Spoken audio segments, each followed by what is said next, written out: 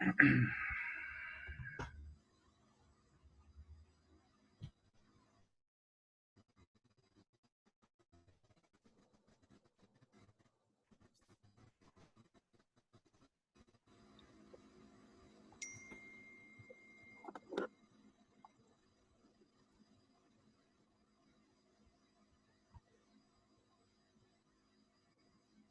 morning. Can you hear me?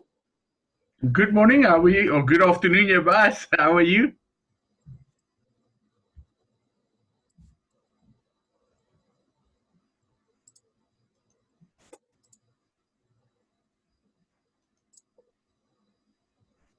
Hang on one sec.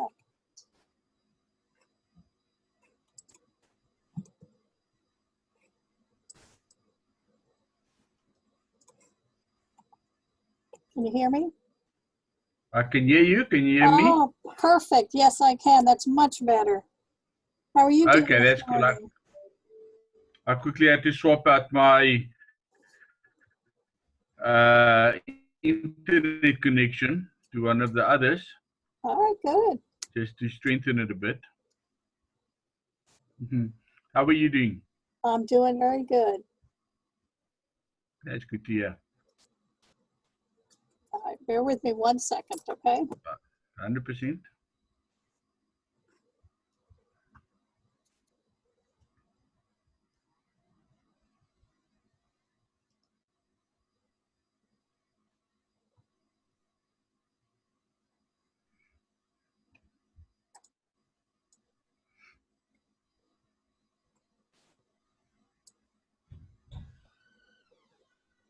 Okay.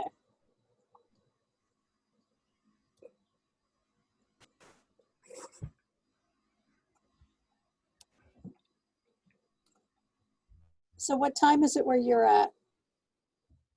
It is 20 to 5 in the afternoon. Okay. And it's what, 20 to 11 in the morning by you guys. Yes, yes. What's your weather like at the moment? It's a rainy day today. Okay. Yeah, it's overcast. We got a lot of rain this morning, but other than that, most of the time it's sunny and in the 80 and 90s. Okay. Yeah, we've had some warm weather today for a change again. The last 2 days was quite cold and rainy by us. We are in the beginning of going into winter, but it actually, the winter hit us quite quickly. It was summer and the next moment it was winter. Oh, wow. Okay. But today, like I say, it's a little bit more of a sunny, warmer day than normal. Very good. Just want to mute my phone as well, yeah. All right, I'm going to do the same. I'm going to mute for just a minute. I'll be right back. Okay, 100%.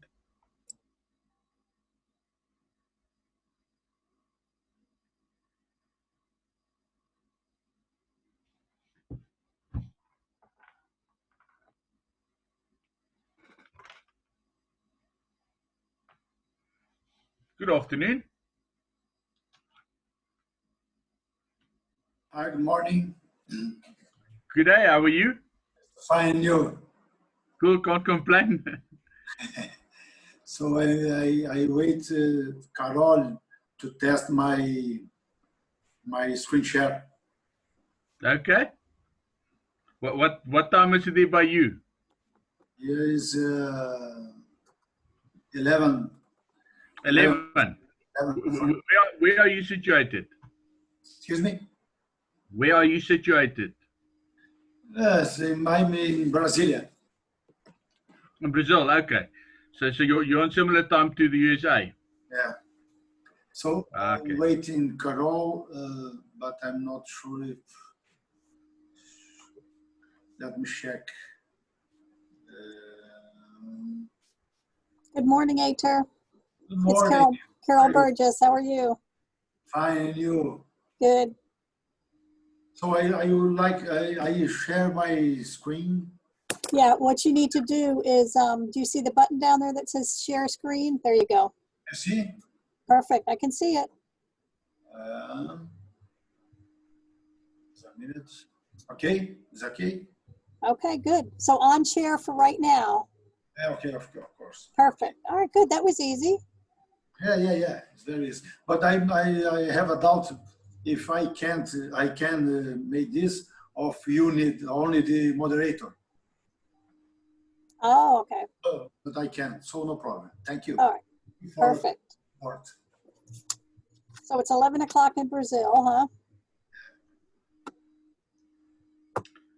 I have unfortunately not prepared a presentation. I'll be talking to the group, but I do not have any on-screen presentation that I'll be doing. Oh, that's all right, Christo. Most folks are going to be talking today. Okay. Good morning. Good morning. Hi, How are good you? morning. Hi, how are you? Welcome. Thanks. Cleberto, good morning. Yeah, good to see you all. Yeah. Victor, it's Thank you. been so long since I don't talk to you.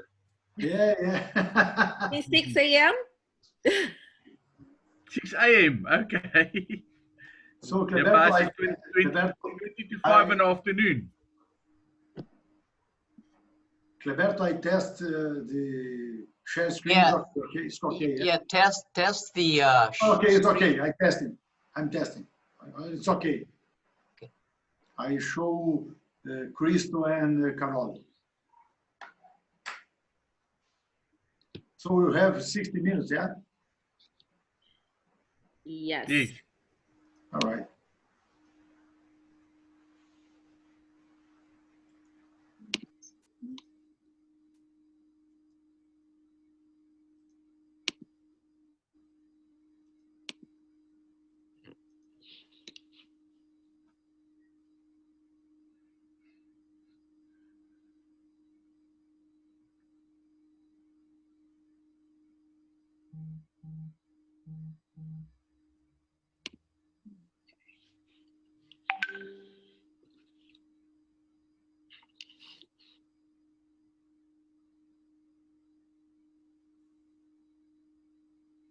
Anna, where are you from?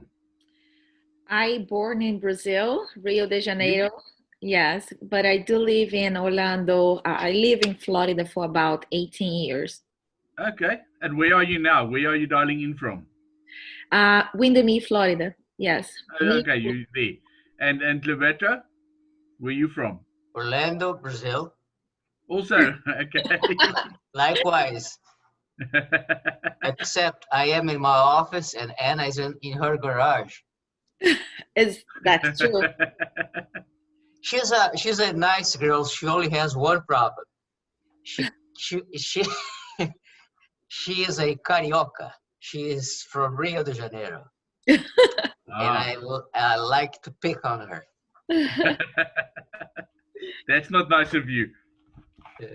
Well, we love each other. That's why. And what about you? Where are you in right now? Okay, I'm in South Africa, in Pretoria. Oh, that's nice. Yeah. Love that. Yeah, weird. Hi, Shadi. Hey, good morning. How you guys doing? Can't Shadi. complain. How are you? I think I'm the earliest one that's getting up for this. Come on, we are all How here. about you? I'm in California. It's 7:45 a.m. How's it going? Good, good. Yeah, we're just about getting ready to shut down for the day. I know, right? Where are you? You're in Australia. And you're just about to start. Oh wow. Where are you? In South Africa? South Africa, yes. Oh, nice. Hi, Laura. Hi, Hi, Laura. Sarah. Hi, Alexandra. Hi, Alessandra. How are you? Good morning, everyone. Good Good morning. morning. How are you? Good. Are you connected from Greece? Well, I'm actually in New York. I was gonna say or Boston or somewhere. Yeah, no, it's New York. I'm in New York, right? Are there any Americans in America? Sorry? Are there any Americans in America at the Yeah. moment? There Hi, you go. Lilian. Good morning. Hello. Hi, good morning. Good afternoon. Morning. Good afternoon. Good afternoon, someplace. Yeah, That's funny. it is 5 o'clock someplace. Yeah. Good morning, Lilian. Good morning. How are you? Very good. Good morning. Shadi, where are you? I'm in Los Angeles. Okay. What about you? Orlando. Morning, Frank. Oh, Orlando. Good morning. Good morning. I'm Frank from Panama. You're from Hey, Panama. Frank, how are you? I love Panama. Are you our pilot today? Excuse me? Are you our pilot today? Where are you flying us to? No. No, we can't fly anywhere. Yeah, we live in a whole new world all of a sudden. Yep. Yeah. My brother-in-law and his fiance had their firstborn baby last night. Oh, And I nice. still Wow. comment that for all of us, this is a brave new world with new adaptations and new things to get used to. That baby is born in a world where you will know nothing else. You will grow up in a world where people are wearing masks and doing stuff completely different. So what is completely new for us is going to be normal for him. Yeah. Yeah, absolutely. It's a new world, no? Yeah. It is. I hope they didn't name the baby Corona.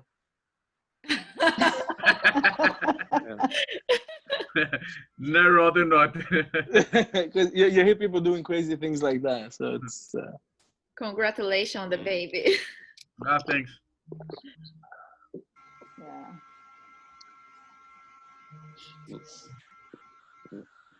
Everybody's so quiet. Come on, guys. That is the weather in Orlando. Oh, yeah. It's raining, not sunny, so. We had a lovely sunny day today. Oh, good. Still In not Orlando? warm, which we're at the beginning of winter, but still sunny. Oh. Do you guys have a full curfew in South Africa, or is it not so restrictive? Sorry, say again, Shadi? How is the situation there in terms of movement, and is everything on lockdown or is it open? Yes, we are in a complete lockdown. Only essential services are allowed, and then obviously places like our shopping or stores that sells food products are allowed to be open. You can go do shopping for food, but that's basically the extent of it. So like essential businesses are open like everywhere, right? Mainly. And until when? Yeah. Well, officially till tonight, 12 o'clock, which when we're going into a new level. But the new alert level that we're going into is very similar. There's only a few industries being opened up for trade. The rest is still on lockdown. Wow. They basically identified 5 levels of alertness in South Africa, and on each alert level, they will open different industries to start trading. I see. And real estate comes at the end, or when? Well, we're not sure yet. On the last document, we were on level 2. Now, the problem is that there's no time periods connected to these levels. These levels are connected to infection rates. So we can at any stage revert back to a previous level. So we're going for level 4 now, but by the end of next week, I can decide to revert us back to level 5 and shut down all industries that opened in that time period. So it all depends on the spread rate. We could be down to level 2 within 2 weeks. We don't know. I see you have 5,000 cases. Good morning, Spencer. I think you're on the same time zone as I am. California. Morning. Hi, Spencer. Hi, Spencer. Good morning. Everyone. Good morning. Morning, Laura. Good morning. Ade. Ninat, could you help Hi, us? Cleberto. Could you make sure that we know how to pronounce your last name? Would you please pronounce it? It is not so easy. Georgievich. Yeah, it's easy. For Brazilians, maybe for Brazilians. Georgie. If we don't read, that's easier. I think I can pronounce it very properly. Georgie. For some reason, right? It's like Nenad Georgievich, right, guys? Got it? Got it. Yeah, it took me about 3 years to learn how to pronounce Zola's last name.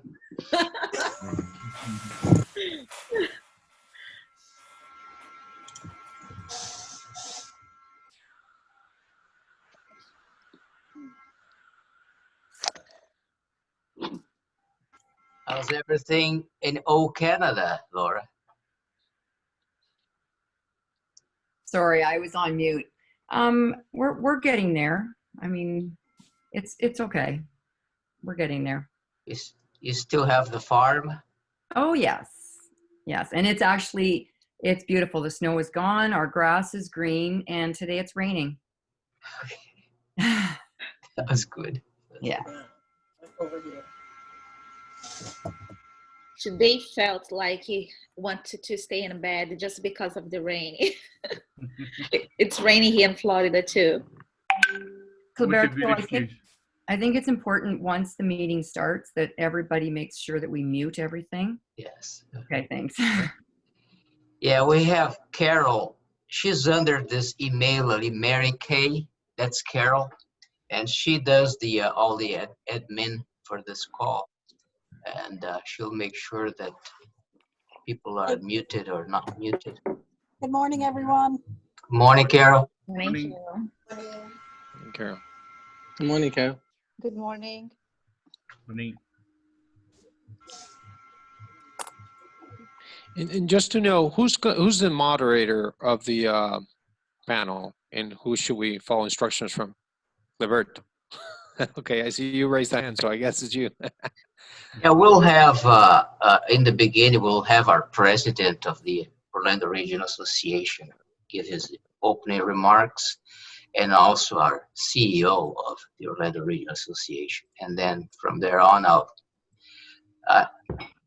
better go ahead. It's almost everybody here. But the structure is basically just that. President and CEO do opening remarks. I let Lilian Alevato do the first talk because she's a special guest on the medical field. And then we go to the countries. We go in alphabetic order by the country from Brazil to South Africa. Okay. At least you have me by city name, Dubai for D, as opposed to UAE, which is at the end. So that's good. That works out for me. Hi, Shadi, you're too much. Dr. Berto, I have a question. So it means actually that we'll be like saying, like up to 5 to 7 minutes as announced. And as you mentioned, as actually Carol said it, to say some remarks how we are actually doing and the basic things about, and how actually the COVID affected. And then we will be accepting some questions, or we'll be taking some questions or not. Is there any? Okay, let me go then give you a brief. We're waiting for the other ones to get in, but basically, because we're going to have, in addition to Lilian, we're going to have 10 speakers.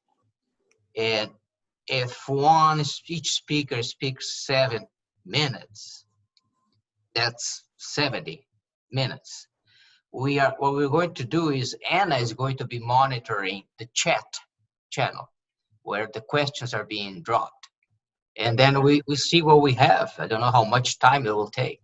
Yes, we want questions, but we are encouraging the audience to put the questions on the chat so that Anna can go ahead. Okay.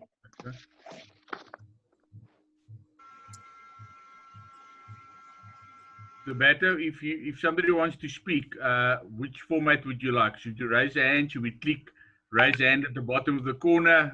What would you like us to proceed with that? Well, you'll have your chance to speak, right? Yes. But if you want to ask a question or have a comment, well, I don't know, because there will be so many people here. So to raise the hand is going to be difficult. It's going to be on page 5. I won't be able to see. Fair enough. So maybe you just unmute yourself when it's after we've done the whole presentation, and unmute yourself and say, I have a question. I'm Cristo. I have a question, or I have a comment. Okay. Or to say messages through Zoom. Right. That's what I just said. Chat, you see, on the chat, you can pose your question on the chat, and Anna will monitor it. So would you like us actually to go, since you provided us these 6 questions, would you like to go in the same row, like to follow the questions? We looked at that, and we decided to do it this way. Okay. the questions are topics. It's probably what people would like to hear. Mm-hmm.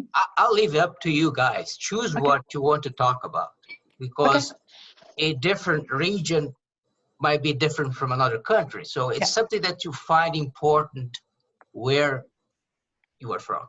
Okay. I think that's the best it is. way to deal. Yes, I agree with you 100%. Yeah. Mm-hmm. Okay, thanks. Thanks for the update.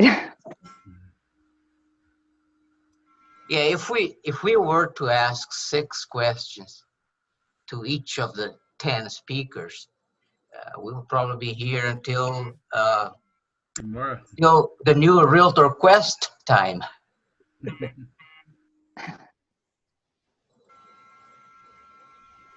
Good morning. Good morning.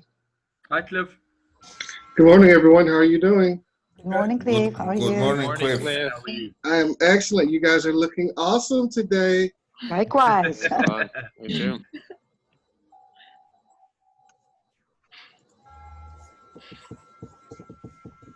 Look at that with the background and everything. I like it.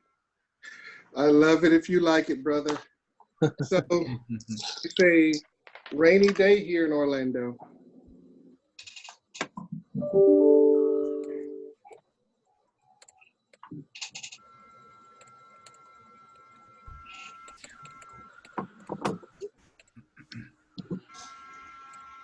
Hi, Roger. Carol is Hi. saying, good morning, everybody. Carol is saying that she has everybody else in the waiting room, and she's getting ready to release them. So it's going to be like a tsunami here pretty soon. All right, are we ready? All right.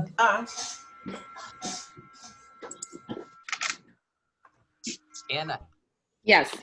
make sure I don't forget, because there will be so many people on this call from all over. Lauren? So ask if they, in addition to the speakers, if they are from a different part of the world, just to chat. Say, I am Anna from Brazil. I am Steve from Canada. I am, okay? Yes, I'm gonna put it there on the chat so everybody can see where they are coming from. Did you tell them that you're going live? Yeah. Okay, so go to participants.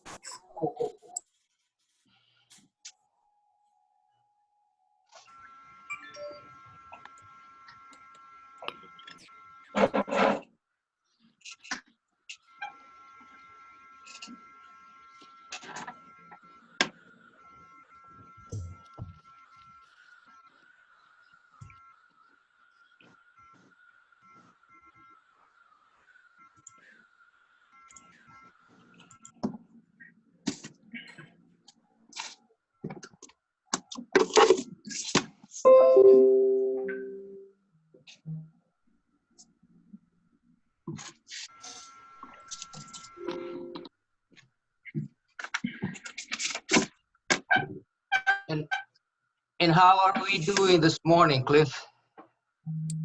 You know, I'm doing well.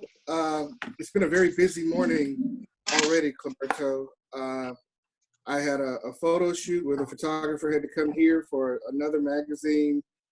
I got an interview that was added to my schedule. It's been busy already. It is.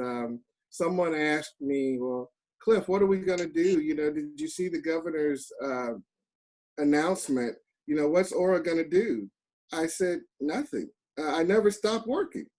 So, you know, when you've been essential for the last 4 or 5 weeks, nothing new's changed. So I know one thing though, I'm ready for a vacation, Cleberto. Now that we've done this and we've got ourselves through this, it's time for me to get a vacation. Can you think of a great place for a vacation destination? You know, Brazil's looking really good. Right now, before the prices skyrocket back up again, I'm gonna go ahead and buy a ticket to somewhere. And I looked at Wyoming the other day. And so I said, you know, I think I wanna go to Cheyenne, Wyoming, or Bozeman or something like that, and just get away from it all. That's good.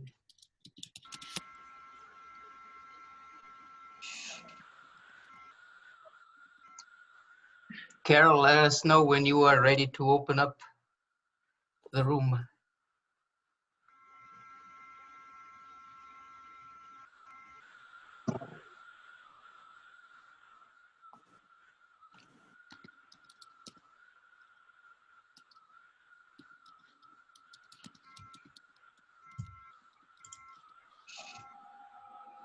Good morning, Reese. Good morning. How y'all doing? Doing good. Morning, Reese. Frank from Panama. Morning. Good How to you see doing, you. Frank? Nice seeing you. Frank, Good how to you see doing? you. How you doing, my friend? Doing well, Si man. se It is good to hear puede. your voice. Si se puede, my brother. Yes, sir. Yes. How are you doing today? Good, good. You getting any golfing in, Frank? No, they have a golf course closed down, so no, it's too bad. Yeah. Gotcha.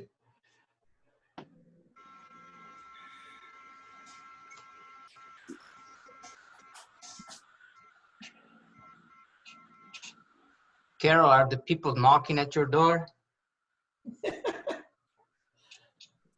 I can see them. They're starting to come on. I'm seeing good morning, everyone, from Christina. I'm seeing panelists. Yeah, people are starting to come in. Stella, Teresa, Steve Bell, I see you. Everyone's saying good morning. Yeah, they are coming in, Cleberto. Ramsey, say hello to everybody too. Okay, hey Ramsey, I know you can't, I can't hear you, but good to hear about you, my brother. Juliana, hello, Khalid, Laminza, Alexandra, Kathleen, Kelly, Wendy, I see you, Wendy. All these people, yes, it is good to see everybody. Marasi, I see Alexandra, Hafid. We've got people coming in from all over the world. I know we've got people literally from all over the world. Kendra, it's coming in so fast. Irene, Magdalena, Katie, Roger, is that you? Good to see you, my brother. Veronica. From Sonic Kingston, yes. Say what? From Sonic Kingston, yes. I see you, Roger. You look great, my brother. Yes, and I should be the one to be excused from wearing a jacket. It is very hot here. I'm proud You to say. are excused, but you owe me some Aki and It's very saltfish hot. today. Oh, I had that yesterday. I'm sorry I couldn't invite you. Well, it is good to see you. Yes, Marissa, oh yes, absolutely. people are really coming in. Bradley, Marissa, Polly, I see you, Polly. Names, Nancy, good morning to you, Nancy. Hi, Nancy. So many One name people. I know. I have a technology question, Zoom to whoever. I cannot see all these people on the screen. Is that the way it's supposed to be? On the chat, Cleberto, you can see them. Yeah, the chat I can see. Yeah. Yeah. But the other day we had a call. We had about 100 people. There were several pages of pictures of the people. Is that Correct. too much for today? It's not that it's too much. Today we're exercising a security feature because of a mishap that happened down in South Florida. You may or may not have heard about it, but they turned the screen on and got the shock of a lifetime, things that can't be mentioned. Oh boy. Today. They were hacked.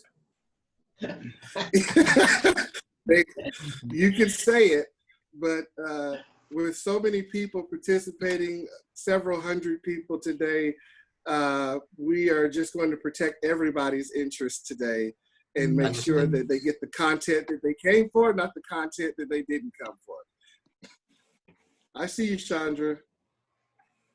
We also have Paula, the chairman for the global business at Florida Realtors, with us as well. Hi. That's awesome. Paula, Opa. Opa, yes. Well, I think we're gonna get started then, folks.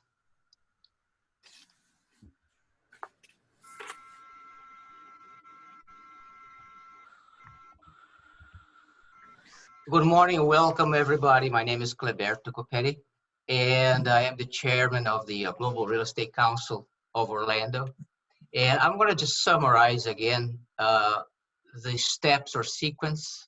I'm going to ask Reese and Cliff to do opening remarks. I'm going to then ask Lilian Alevato to give us an update on COVID-19. And then we'll go from each one of the countries in alphabetical order, starting from Brazil all the way to South Africa. I'm going to ask you to stay with 5-7 minutes per person, each speaker, and choose the topics that you want to talk about during this time. It's the questions that we send to you are for as topics to see what you would like to talk about was more pertinent to your area. Reese, would you like to please welcome these several hundred people to our call? Sure, thank you, Cleberto. Good morning, everyone. I guess it's good morning, good afternoon, or good evening, depending on where in the world you are. I'm Reese Stewart, president of the Orlando Regional Realtor Association, and I'd like to thank you all for signing in to the 2020 ORRA International Summit. I'd also like to extend my gratitude to our international real estate colleagues who have so graciously agreed to share their respective current situations. We're all looking forward with great interest and empathy to hear how this global pandemic is impacting their housing markets, their clients, and their ability to practice our profession. And finally, I'd like to thank Dr. Lilian Alevato, a Central Florida physician who specializes in population health, is going to tell us a little bit about the COVID-19 update and what we're going through. Now, please allow me to introduce you to our event moderators, ORRA CEO, Cliff Long, and Global Real Estate Council of Orlando Chairman, Cleberto Copetti. Cliff and Cleberto, take it away. Okay, thank you, President Reese. As he mentioned, my name is Cliff Long. I am your Chief Executive Officer for the Orlando Regional Realtor Association and the Global Real Estate Council of Orlando. We like to think of our council as the preeminent council in Florida, although there are many great councils. We are a very diverse organization with members from quite literally all over the world. Just as Orlando reflects the spirit of Disney and the spirit of people coming and vacationing to our city, this global council literally represents people from Africa to Brazil to India, and we've had an opportunity as a group to travel all over the world. It's something that we do together, and this is why we felt like today's summit and today's event was so important. The reason is everyone on the call today, you are a real estate professional or you're a real estate investor, and I do want to point that out today. We do not just have real estate professionals on the call today, we also have real estate investors on the call today because our members have brought their investors to be able to see and to hear what is going on in the different countries that they like to invest in. So our market is very strong here in Central Florida, as you will learn later on. But right now the horizon is just about, it's looking much better. I think as of yesterday, along with the president, our governor announced the phase 1 of reopening Florida, and Orlando is about to be the booming city that it once was, and we are very excited about that. The housing market is very strong. I want to remind everyone, if you're not telling people this, you should be. We're not going through a housing crisis, we're going through a health crisis. And so because housing is based on supply and demand, we have exactly the same type of supply today that we had before the COVID crisis started. So there are so many positive reasons why we should be focused on selling real estate, getting back to business, and learning from each other. Today, you're going to hear from a panel of experts who know their market, who are competent to speak on their market, and who would love to have you come and take a look at that market. With that having been said, I want to thank you for being on this call today, and I'm going to turn it back over to none other than my chair, Cleberto. Thank you, Cliff. And I would like to introduce our vice chair of the Global Real Estate Council, Anna Gazzara. Would you say hello, please? Hello, everyone. My name is Anna Gazzara, and I am your vice chair for Global Council at Orlando Regional Realtor Association. Thank you for being here today. make sure you get the questions down, Anna. I am.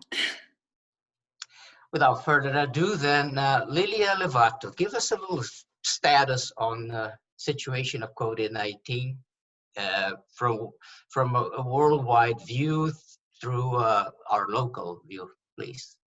Okay, first of all, thank you for the invitation. It's a pleasure to be here today. Happy Thursday for everybody.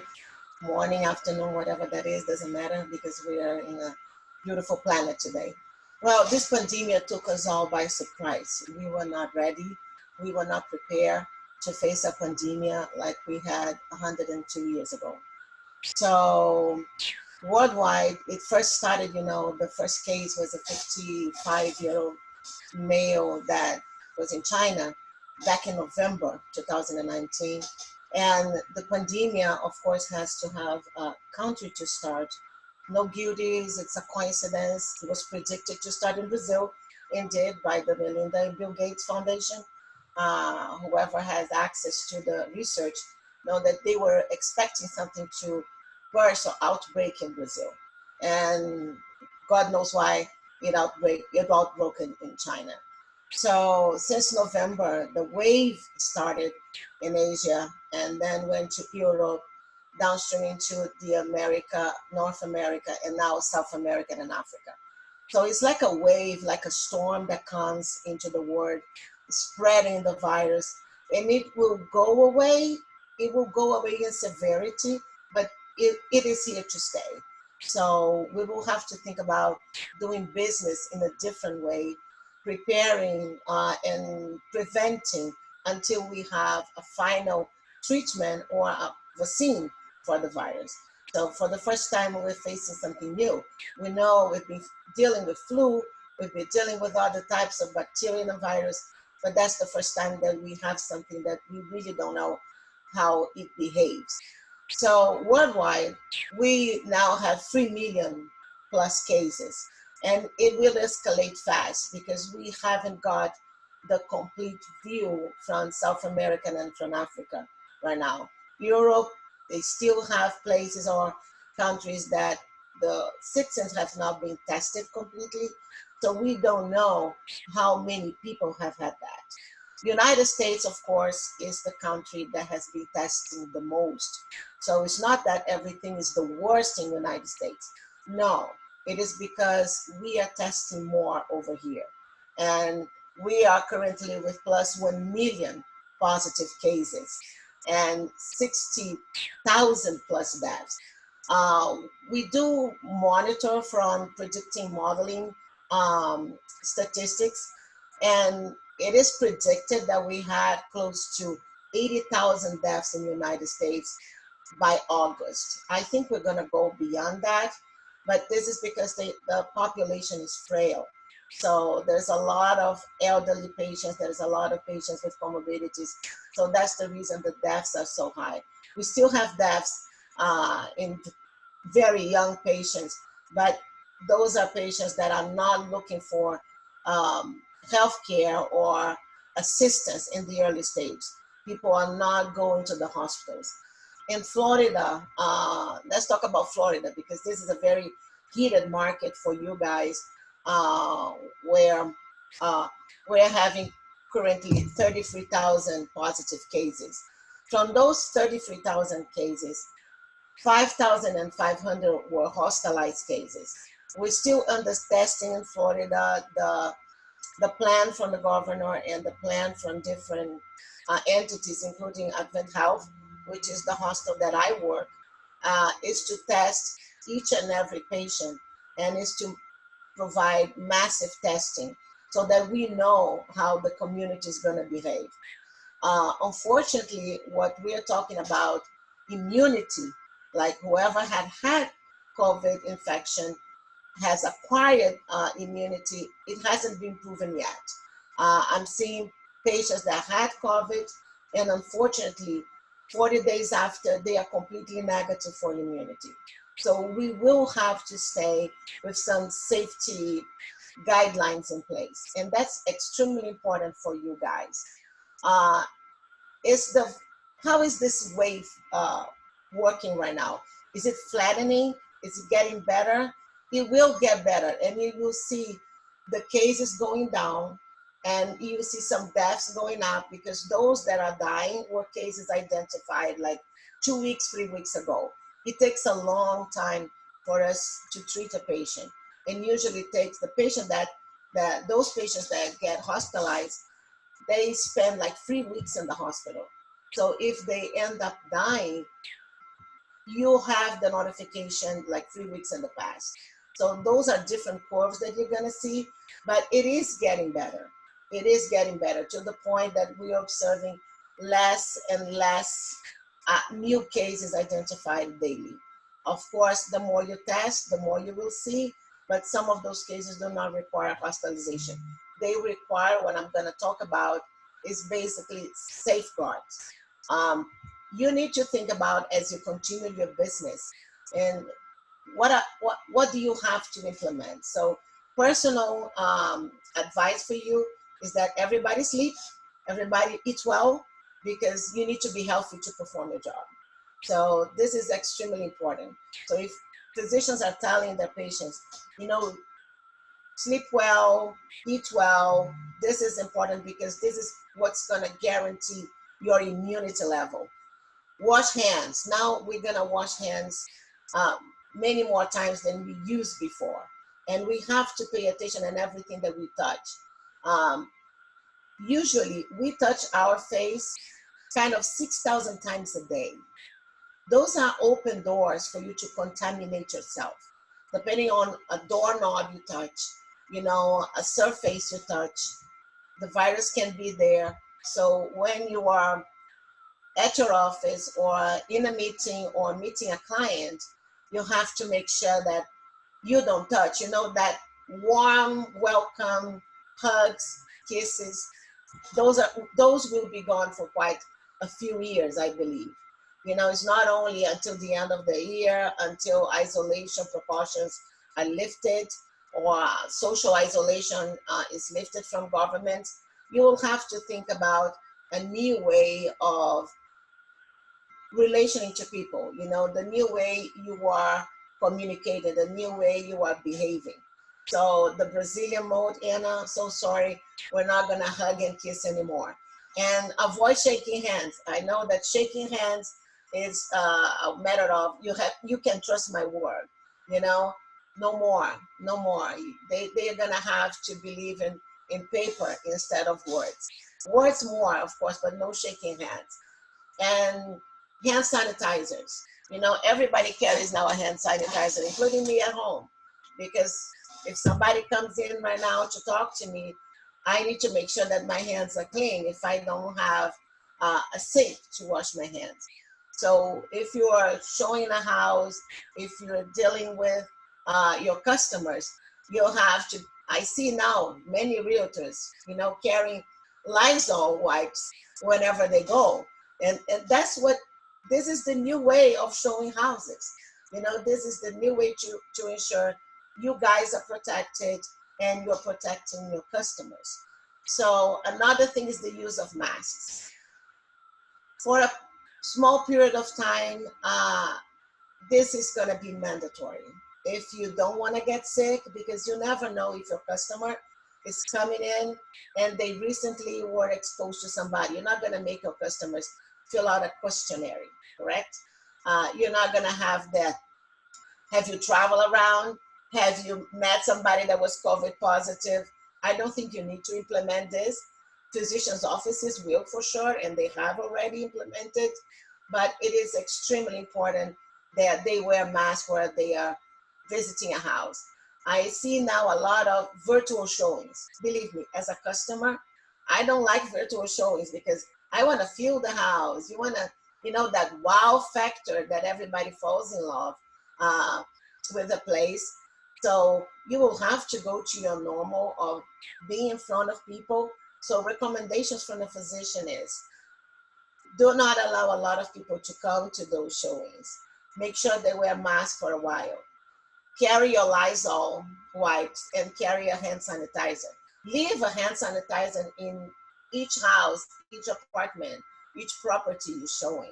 This is extremely important. That shows your commitment not to allow and offer people, you know, if you're touching the knob, if you're touching the surface, clean your hands with hand sanitizer. I don't want to be neurotic on that and deploy any type of panicking, but I think this is basic hygiene, correct? This is what we have to deal from now on. And as I said before, I don't think the virus is going to be gone. It's going to be with us for a while. So this will become a habit. Many businesses are going to change. You know, you're going to see lines to avoid customers to be drawn on the floors, to allow customers to be so close together. And finally, your meetings, your in-person meetings. Unfortunately, we have to follow government decisions. And I would strongly recommend that you avoid more than 10 people altogether, because then the cloud of virus becomes too intense if you have a lot of people around. And again, no handshaking, hand sanitizers available, and ensure that if you have to be on a place that you have more than 10 people around you, that you are wearing a mask. And this will be for sure on until the end of 2020. More to come on the numbers, more to come on research. Johns Hopkins University, Advent Health is working with Johns Hopkins on more recommendations and numbers. But I think this is what you need to worry by now, not to get contaminated and not to allow your business to be affected, so that you can continue to work normally. Well, thank you very much, Lilian. That's I was jotting down everything that you're saying very quick. So it's wonderful stuff. Yeah, we're definitely going to have to do business a little bit different for a while. Well, let's get moved on here. I just want to just remind, I'm going to be calling by country, and we're going to start with Brazil with Heitor Kuzer. Heitor, are you going to show a presentation? Hi, how are you? So, good morning, ladies and gentlemen. I hope everyone is well, and of course their families are protected. First of all, I'd like to thank to my dear friend Reese Stewart, ORRA President, Cliff Long, CEO ORRA, and Cleberto Copetti, Chairman of the Global Council, of this opportunity. It's a really pleasure to be here. So I'm from Brazil and I live in Brasilia, capital, and I have an MBA in economics and company law.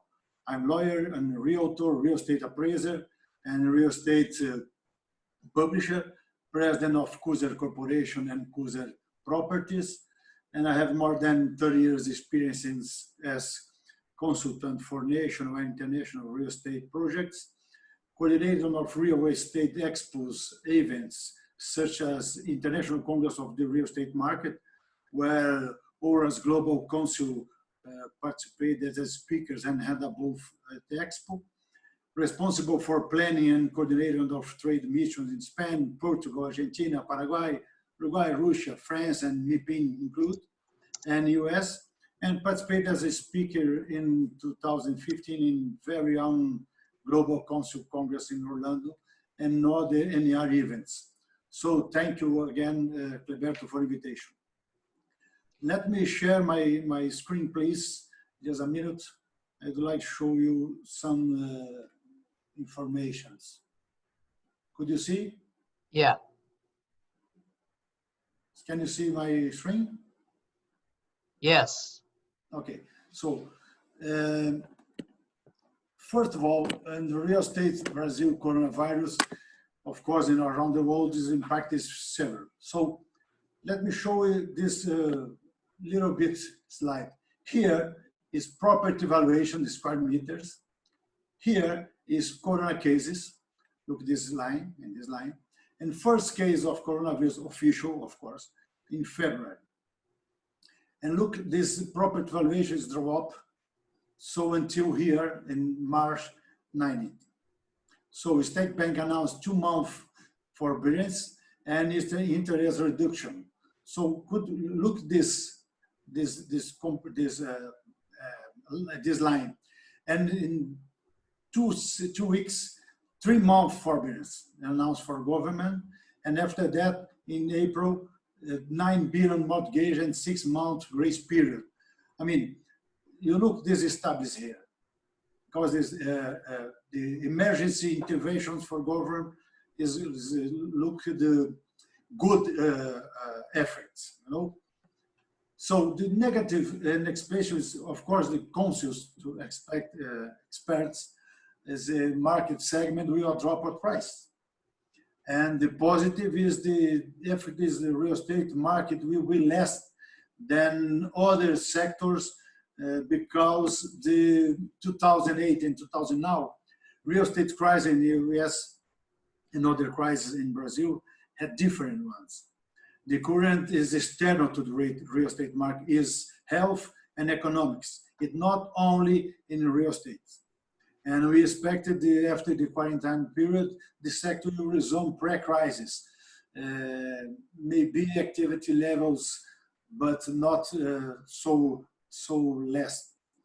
And the commercial, the negative effect is the crisis is likely more intense. Of course, more intense in commercial because the increase in defaults and vacancy is proper of commercial use should be strongly expected. Because in opposite reduction properties, the impact will be minimal.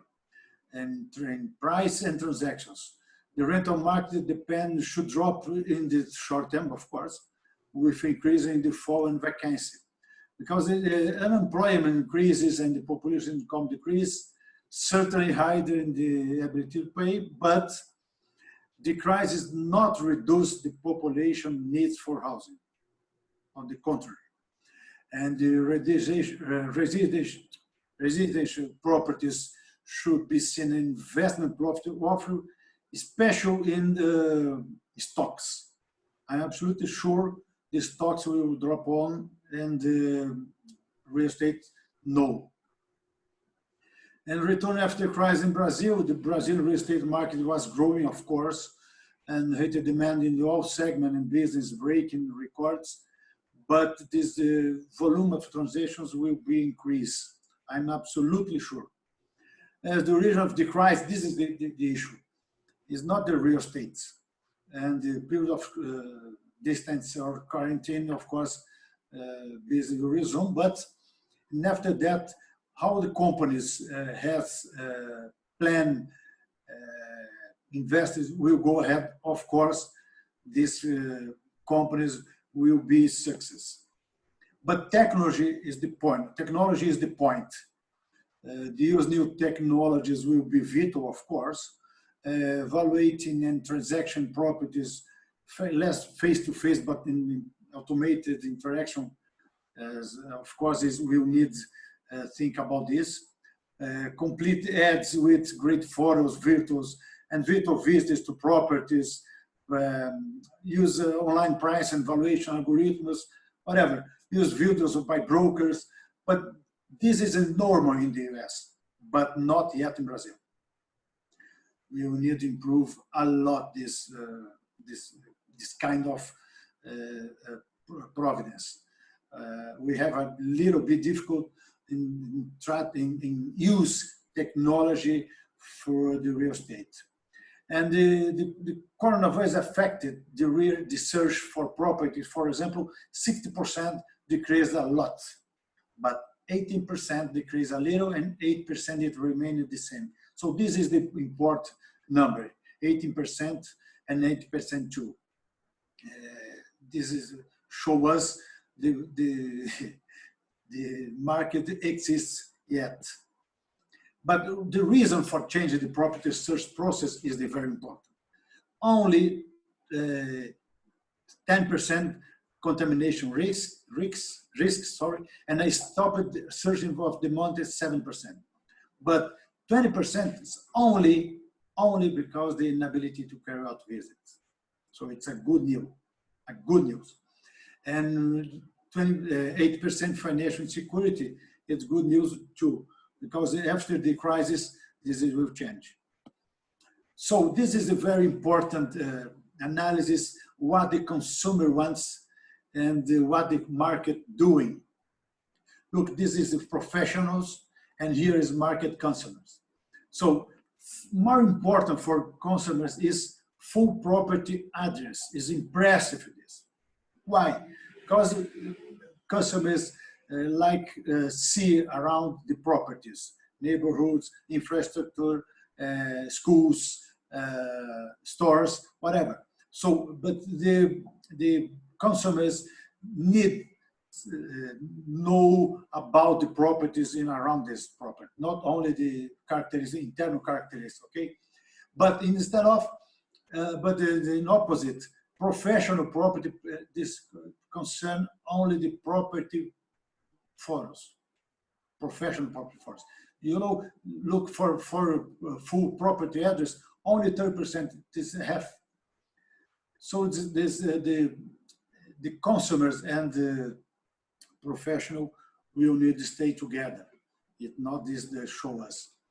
So this I'm a little bit contribution for this summit, and thank you again, Cleberto, and thank you everyone for attending. Thank you very much, Heitor. Very informative. If you send this file to us, people are going to want to see it. Could you go back to the presentation mode? What slide? No. Just get out of the share screen. Sorry. So I can call the next presenter. Thank you very much. Just a minute.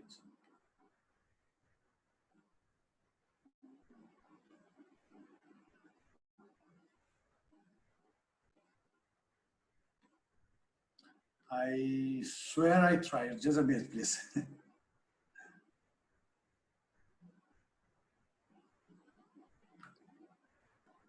Okay, sorry. Thank you very much. Well, let's move on to Canada. Laura Leiser. Thank you very much, and good morning, everyone from Canada. And before I start, I wanted to just give a shout out to not only all the realtors across the country who are watching us today, but also to all of our frontline workers across the globe who get up every day and they go to work on our behalf. So having said that, I thought that I would just share a few of the realities that are occurring across the country. And currently, since about March the 15th, many realtors across the country, and of course the provincial associations and the regulatory bodies, have differing regulatory issues or restrictions that have been put in place. However, here in Ontario, for example, we are considered an essential service. We are no longer allowed to host open houses. We are very restricted and limited to any face-to-face showings. And everything that we do on behalf of clients as a professional realtor, it really needs to be deemed essential. And we do have the COVID-19 protocol in place. So when we do go to homes, not only do we have our masks, our gloves, our sanitizer, but everyone who comes to the home, they do actually have to sign a disclosure. And we do ask the questions, how they're feeling, have they been out of the country, et cetera. And they do sign a disclosure so that we can share that with the consumer who we are representing by selling their property. COVID-19, has it impacted the real estate market? We all know that real estate is local. So in the large, lovely country of Canada, whether it is on the West Coast, we've got 3 different coasts, so from coast to coast to coast, real estate is local. And therefore it will differ. But what is universal is the impact on our statistics. So markets are dropping significantly across the country as restrictions do remain in place.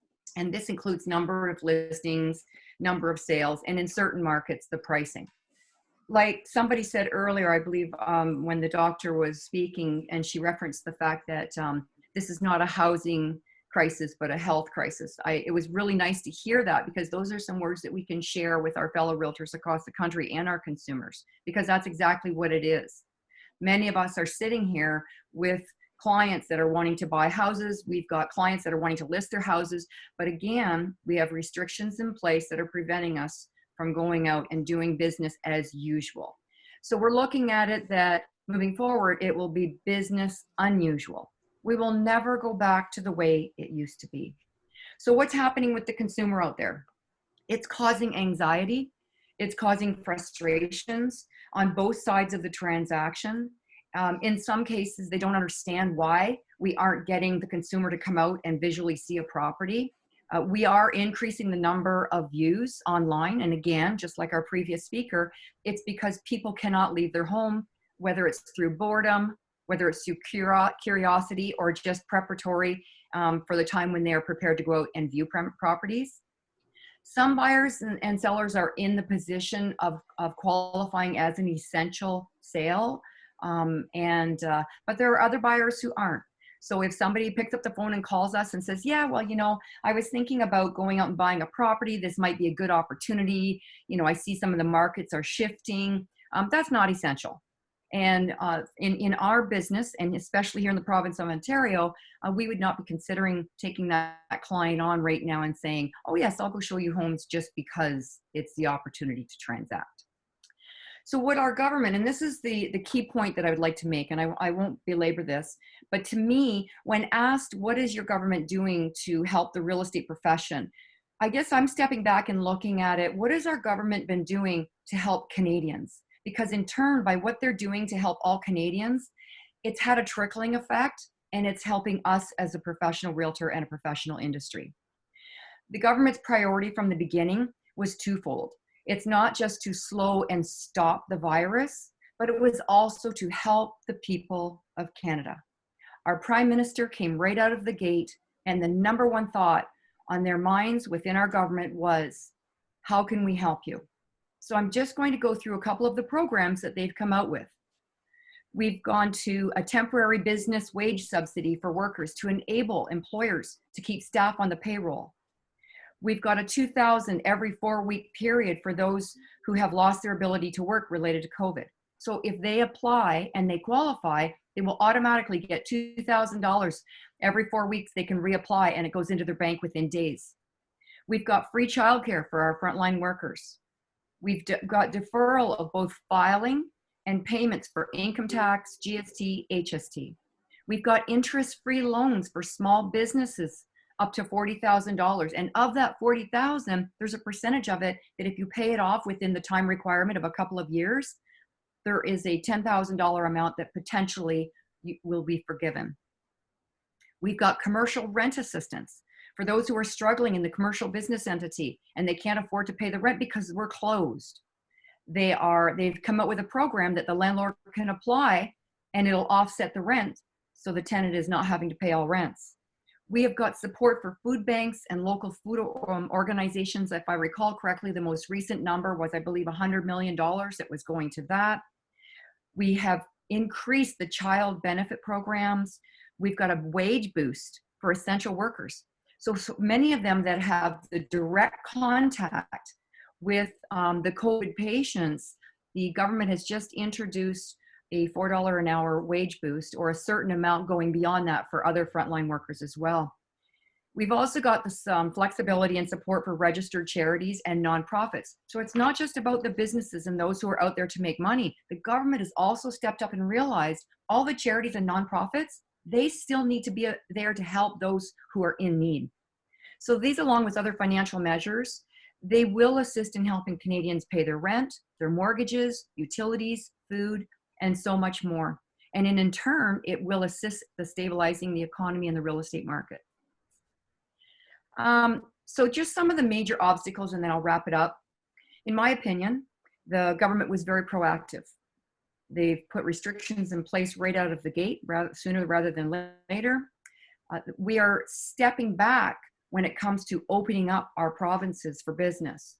As of next week, our first province, I believe it's the province of Manitoba, is opening up for business.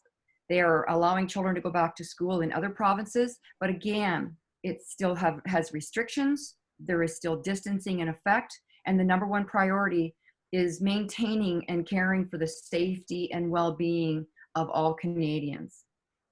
It seems to have started on the West Coast, and at the time, the numbers were unfathomable. But when I think about how it came across the country, and I now look back, Ontario and Quebec were the hardest hits. But going one step further, when we step outside of the numbers that we hear from all across the globe, Here in Canada, I believe we've had just shy of 52,000 cases. We've had over 20,000 cases of recovering, and we have had just under 3,000 deaths. No matter what, it's sad. They are all significant, but we're very fortunate that our government has put policies and procedures in place sooner rather than later. We do have challenges because there are differing opinions on whether or not our provincial associations, our government should be opening up for business. I know here in the province of Ontario, our government is looking at it very seriously and they're still holding back. We want to wait until we see those numbers continue to drop before they're allowing anybody going back to school. We do not foresee that children will be returning to school in the province of Ontario for this school year at this point in time. One of the other challenges that has arisen in the last few weeks are meatpacking plants across the country have been shut down. Some of them have been shut down, and because of the COVID and because of people testing positive within the plants. So now, even as the farmers, they have their animals that cannot go to slaughter. They don't know what to do with the product that they have. There could be a shortage of meat going across the country, and we cannot ship meat from one province to another, and that's something else that our government is looking at assisting with. So the virus has had a significant impact on Canadians. We are all certain the effects of COVID will be evident for years to come.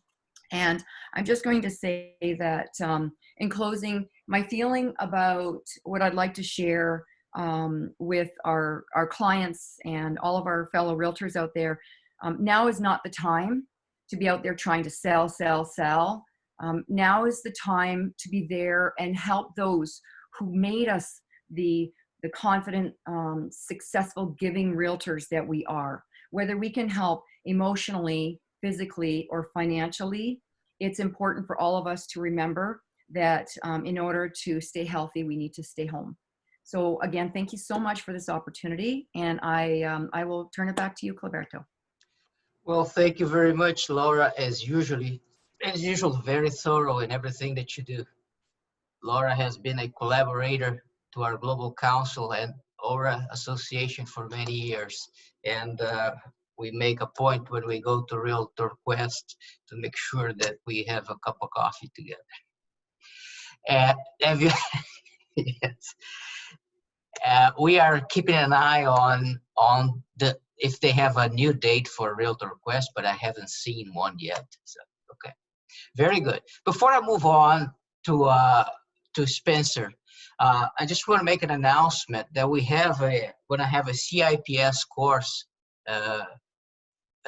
virtual CIPS course with our very own Zola Syringes, and also with what is his name, Cliff? Past president of the NAR from Rhode Island. That would be Ron Phipps. From Phipps, correct. And it is $75 only for the 5 days, from May 4 to May 8. And I'm going to ask Anna to publish here on the chat a link to where people can register. And if you are not a member, or if you are from another country and you have any difficulty with registering there, you can email me. I'm going to change my name in a minute there, put my email address, or you can email Anna, you can email Carol. Thank you very much. Cleberto, I feel remiss if I didn't mention that it's in partnership with our sister association, ACOBIR in Panama. There will be many of our Panamanian partners there participating, and we're glad to be able to offer this in partnership with ACOBIR.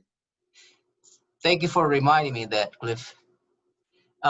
Spencer, let's move on to you. Okay, great. So good morning, good afternoon, good evening. I know we have a lot of participants today from all over. My name is Spencer Hu. I am based in Southern California, but I have worked within the last 10 years or so with my team extensively in China and Asia. So I will be representing China on today's call. Thank you, ORRA and the Global Friends, for inviting me on the call. And thank you for putting together the International Summit. It's great information so far. So I am the current chair for California Association of Realtors Global Real Estate Forum is my current capacity this year, and some other capacities previous years. So since time is limited, I could speak for hours on the topic. I just have some key takeaways on what's going on with the COVID-19 situation as it reflects with China real estate market. So during the COVID-19, when it was the earlier stages, and we all do know that China was the earliest hit, they were very strict, and I think that was the correct movement by the government as far as controlling how the COVID-19 was dealt with. And by strict, I mean they basically shut down completely all the cities. And the way that the government is in China, they're able to do that because at the local level, all the way down to specific communities, they basically have members of their national party. So what that meant was the streets were closed down. You can't go around driving. The public transportation, as far as buses and metros and subways, those were all closed down. So if you needed to go out to the market, you could only walk. So that was one of the main things, and that made it so there were no large crowds anywhere. In addition, because there were so many people affiliated with the national political party, those that were on the street that people saw that were not supposed to be out and about, they basically said, go back home. So that was very good. As far as the communities and the buildings, all the security guards, so basically the gate guards or the building guards, they basically were put onto duty to control entry and exit into the buildings. So measuring the temperature of everyone, checking their IDs to make sure that they're allowed to go out or to re-enter. So that was very good, and that is still going in effect currently. Less restrictions, but still being monitored. So China is a very specific condition right now. They are in recovery mode. I know a lot of other cities right now are getting to that point. Australia, New Zealand, they're getting to that point. Taiwan is pretty safe right now. So a lot of other countries are at that point as well. So after the peak, what has happened is all the citizens in China are assigned a barcode on their cell phone. Pretty much everyone in China has a cell phone, so that's a good thing. And that barcode basically is a ID in effect, and also a GPS tracker. And what that means is when they're going to certain places, they need to show their barcode to make sure they're allowed to go out on certain days, or that they're allowed to go out at all, meaning do they have an active infection? If they do, they're very limited, of course. They need to be staying inside on quarantine.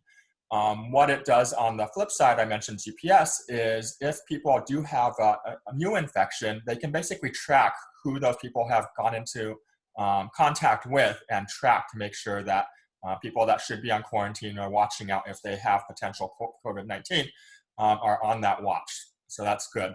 All the businesses pretty much are open already in China. They are being safe. By that, they're basically controlling access into the establishments, whether they're restaurants or supermarkets. So here in the US, of course, I've been to Costco within the last several weeks. They make you line up and slowly go in. So they manage the level and amount of people inside.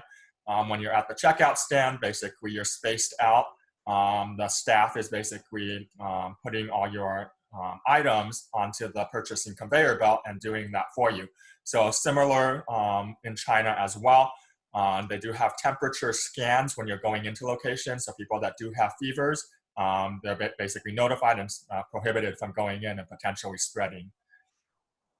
So as far as the economy, the workplaces opened in mid-February to early March.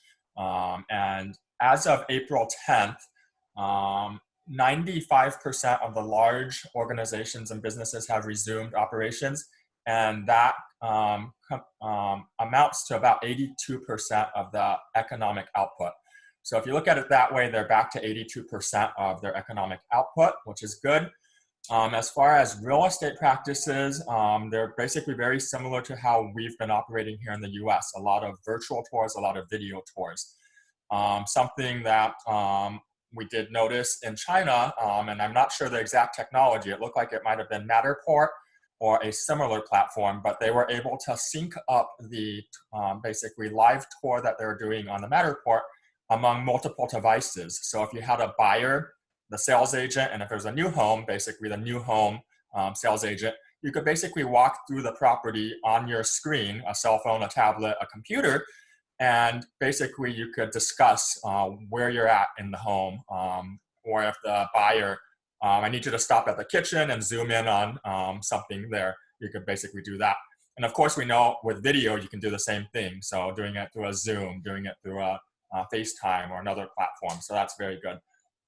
Something else that has happened is international developers. So for instance, us here in the US, if we wanted to present properties to China right now, since we can't go out and easily because of the stay-at-home restrictions, for developers, they're able to basically do presentations and live cast and streamcast to China.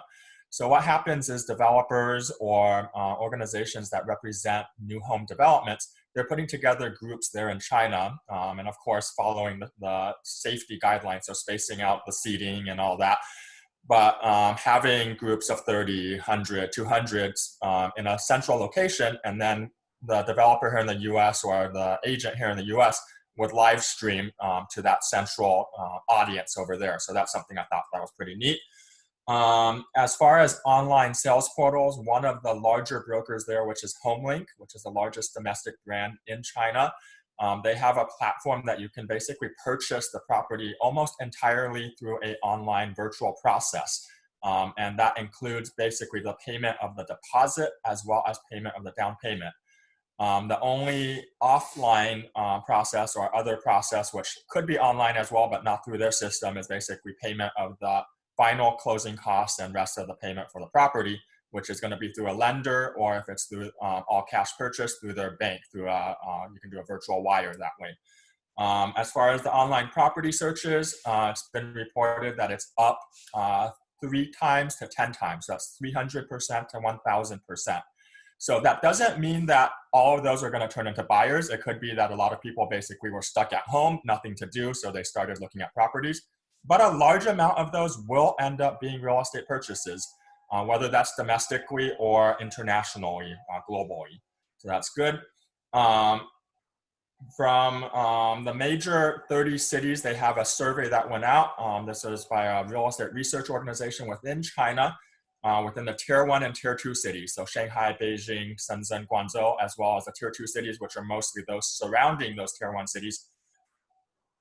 As of March 31st, they had almost 6,000 daily sales. So that has surpassed the previous high, which was January 8th. The previous low was on February 8th, which was only 22 daily sales. So that's a big shift, 22 sales up to 6,000 daily sales in about 1.5 months. So that does give an indicator that we will reshift into our previous numbers as well once we are over our situation here. The sales numbers basically just presented, those are higher than the average Q4 numbers from 2019. So that's a good indicator as well. To show some of that pent-up demand in a domestic product that they measured in Suzhou, which is about an hour outside of Shanghai. This was, let's see, so within 1 minute of being online, they sold 90% of their available units in this new home community. 1.2 billion, billion with a B, yuan, Chinese yuan, which is about 172 million with an M, sales volume in 1 minute. So there is a lot of pent-up demand to purchase. I'm going to skip some of my notes. I'm going to end with the real estate forecast. This is coming from me, so if it's not correct, you can blame me. I see, because of this pent-up demand and what has happened already domestically within China, this is going to spread across other regions globally that China has already purchased heavily. So this is North America, this is Australia, this is Europe, this is all over other markets. Dubai, I know they're investing heavily as well.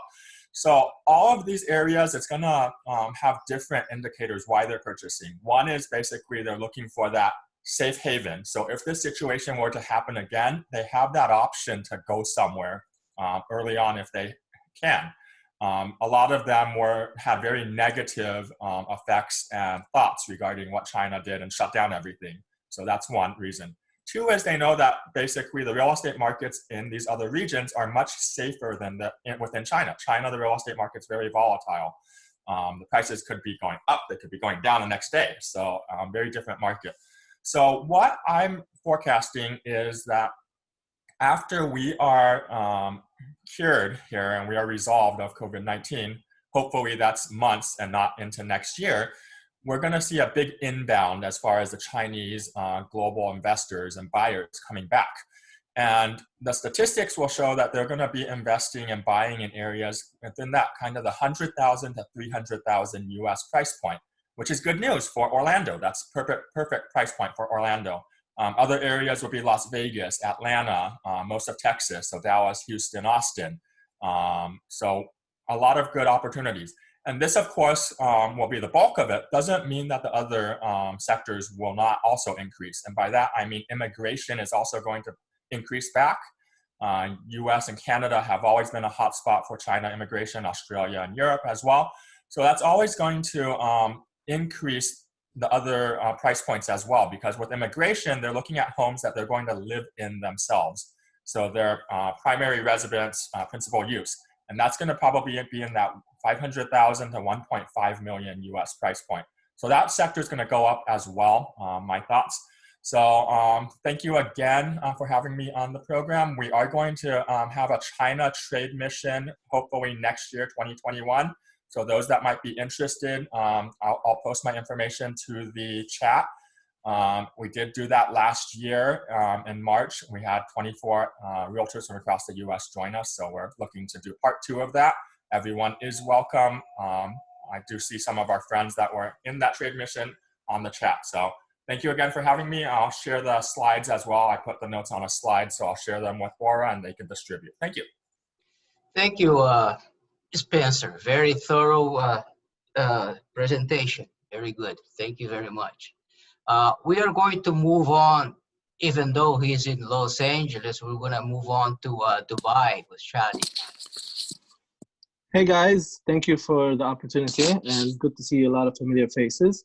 And then a few of you we still have not seen. We'd like to welcome you to Dubai when this is all done and over with. Just a quick overview on Dubai. Dubai and the UAE, basically, when we talk about testing, we're proud to say that we are the largest country in the world when it comes to testing per million. Unlike all the statements that you hear today, Dubai or the UAE has tested 6 times per million than the United States, has tested 10 times per million than the UK. And you have a lot of big countries around the world that have not come close to what we're doing from a testing perspective. So a country of 10 million people, we've tested 1,200,000 people so far. The objective of the government is to, in the next 30 to 45 days, to have tested everybody. The country has gone into a lockdown, like most countries have done. We were very strict for about 2 or 3 weeks, where people had to take an appointment to actually get permission, which usually takes seconds, to go out to the supermarket.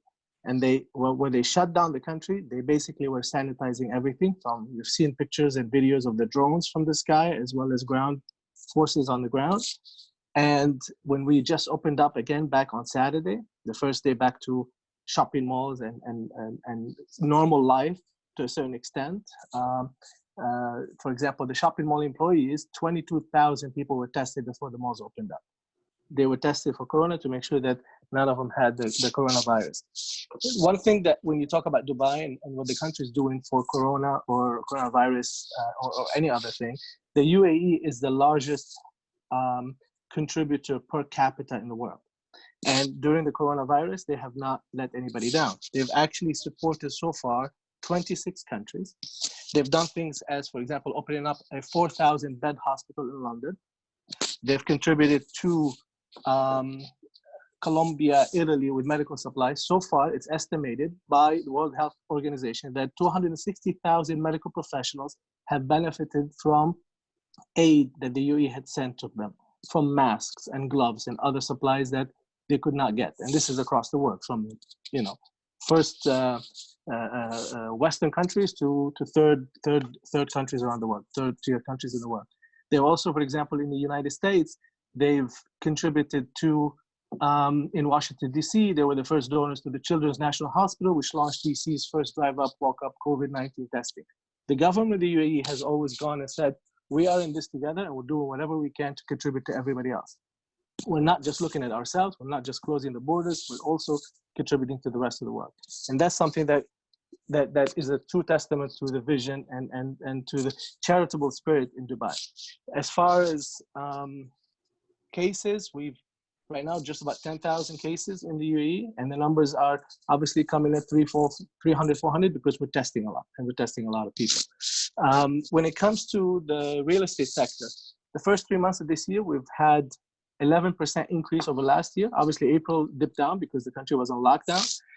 Since it's opened up the last few days, the market is buzzing again. Obviously, people try to rely a lot on digital showings, and digital technology is obviously a big part of Dubai, is what we pride ourselves on.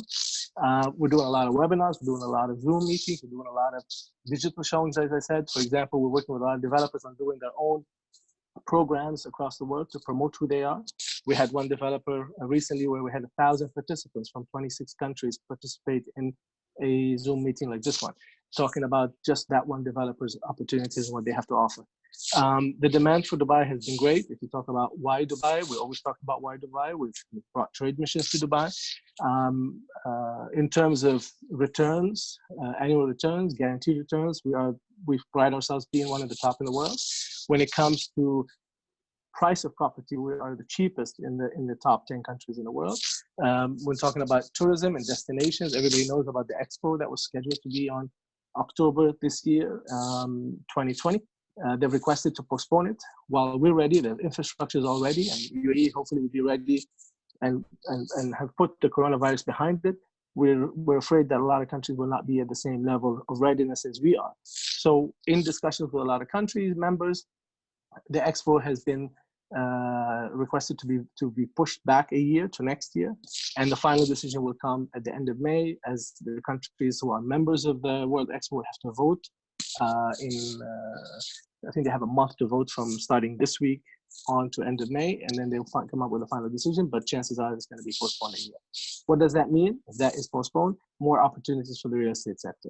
Obviously, a big part of the success, or a big part of the results that will generate from the World Expo, is 25 million visitors during that period. 25 million visitors in 6 months is going to mean a lot of hotel rooms, it's going to be a lot of furnished apartments, it's going to mean a lot of real estate directly impacted the real estate sector. And this is why we're excited about the fact that maybe this ugly pandemic that is there is going to produce good results from, and as we adapt to the new environment, is going to produce good results for everybody, especially in our industry and our sector. So a lot of opportunities in Dubai. We'll be sharing, we'll be communicating with a lot of you in groups like this one and others, and would love to communicate directly with you. Our details are available for everybody. We appreciate ORRA's initiative in this. They've been a great partner of ours, and would love to do more of these. And again, hopefully soon enough, we'll welcome you to Dubai. You can always review a lot of the information that's on the internet on how, for example, Emirates Airline is testing passengers before they board the flight. And when in some countries there's no test available. So they've invested a lot into beating this pandemic. There's a great video that I'll share with everybody separately. I don't want to do it now, that talks about how they're testing everybody and the procedures and the new technology that they're involved and they're creating to do the testing and make sure. And the president of the UAE had said during the beginning of this, he said, there's no resident in the UAE that will ever have to worry about medical supplies or food for as long as they live in the UAE, regardless of pandemic or otherwise. So obviously they care about everybody. We have 212 nationalities living in Dubai, in the UAE.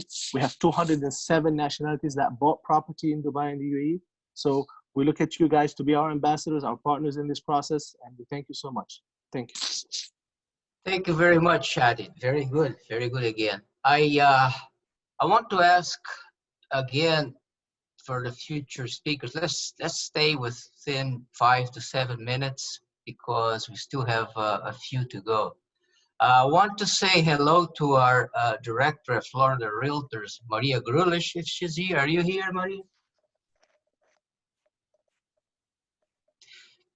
Well, let's move on to Greece. Alexandra Securi. Hello, everyone from New York City. I'll be talking about Greece.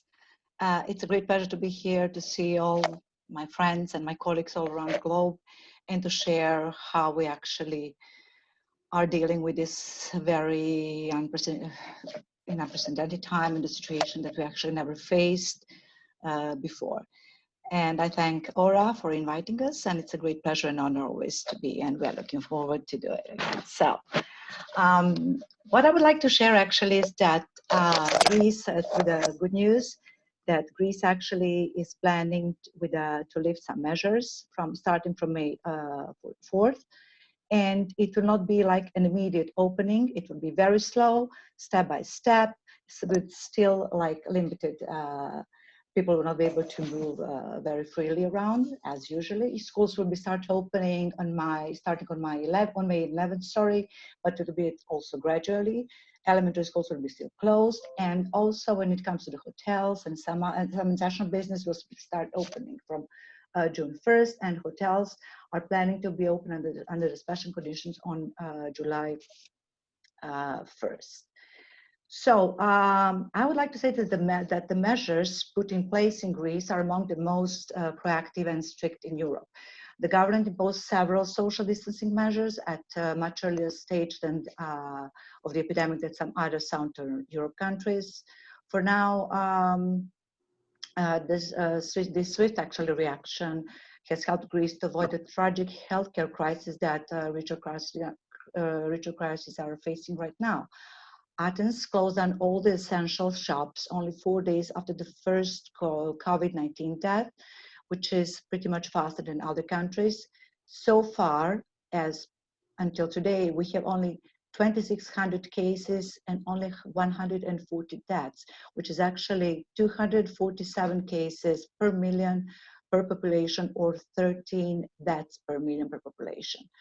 By having slowed the spread of the disease and managing to keep all the numbers of that among the lowest in Europe, Greece has been actually credited internationally. There were articles in New York Times, The Guardian, CNN, and Bloomberg.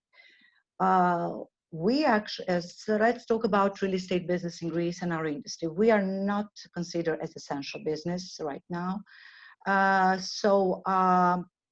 Actually, it's not affected a lot since we do not have an open houses. Usually owners and buyers are more, I would say, like comfortable with private showings. And usually the open houses are like, for showings from like a group of people are usually when, only for the new developments or during the trade missions that we actually organize when we have some of them. So the realtors or our real estate agents and brokers are doing the showing through videos, 3Ds, social media is pretty much the same like we're doing all around. Since we will be gradually opening, also we'll be allowed to start doing our business from May 4th. And other Chamber of Tradesmen will provide equipment, the necessary equipment like masks and gloves if needed, upon the guidance of Ministry of Health. So when we talk how actually the COVID-19 affected the real estate market in Greece, it's important to mention that according to the governor of Bank of Greece, the COVID-19 pandemic will have an impact on the real estate market in Greece, given the high dependence that on the real estate market on tourism. It is expected actually that the first month of 2020, this year, real estate prices will remain stagnant since they were actually soaring for 20-25% the last year or 2 years, or can be under pressure, which actually will mainly depend on the duration of the current special conditions. So buyers actually we'd like to say there are still some inquiries when it comes to buying properties in Greece, although the COVID-19 has has extended the inactivity of investors in Greece and I would say the whole Europe. So the next few months we're expecting that market will remain quiet, and since that almost any property transaction is almost practically impossible at this point. However, as I said, we are receiving some inquiries from investors mainly interested to purchase a property with a tenant in place, or properties that have some discounted price. However, the luxury market is still in demand, which is pretty much amazing.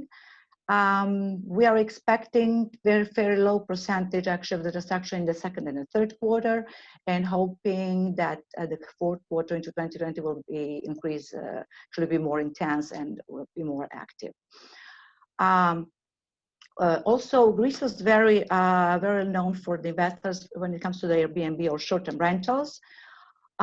However, during the COVID-19, and actually we right now we can see actually the increases of the long-term rentals, since the Airbnb in previous period has actually caused the shortage of the long-term term. So it's like it's a balance right now. What our government did actually to assist and to help are the businesses. For example, real estate professionals actually issue an aid check, which is $800, plus suspension of taxes and businesses levies for all affected businesses, which includes our industry and its professions. Also, 1 billion euros has been approved for the finances of companies affected by COVID-19.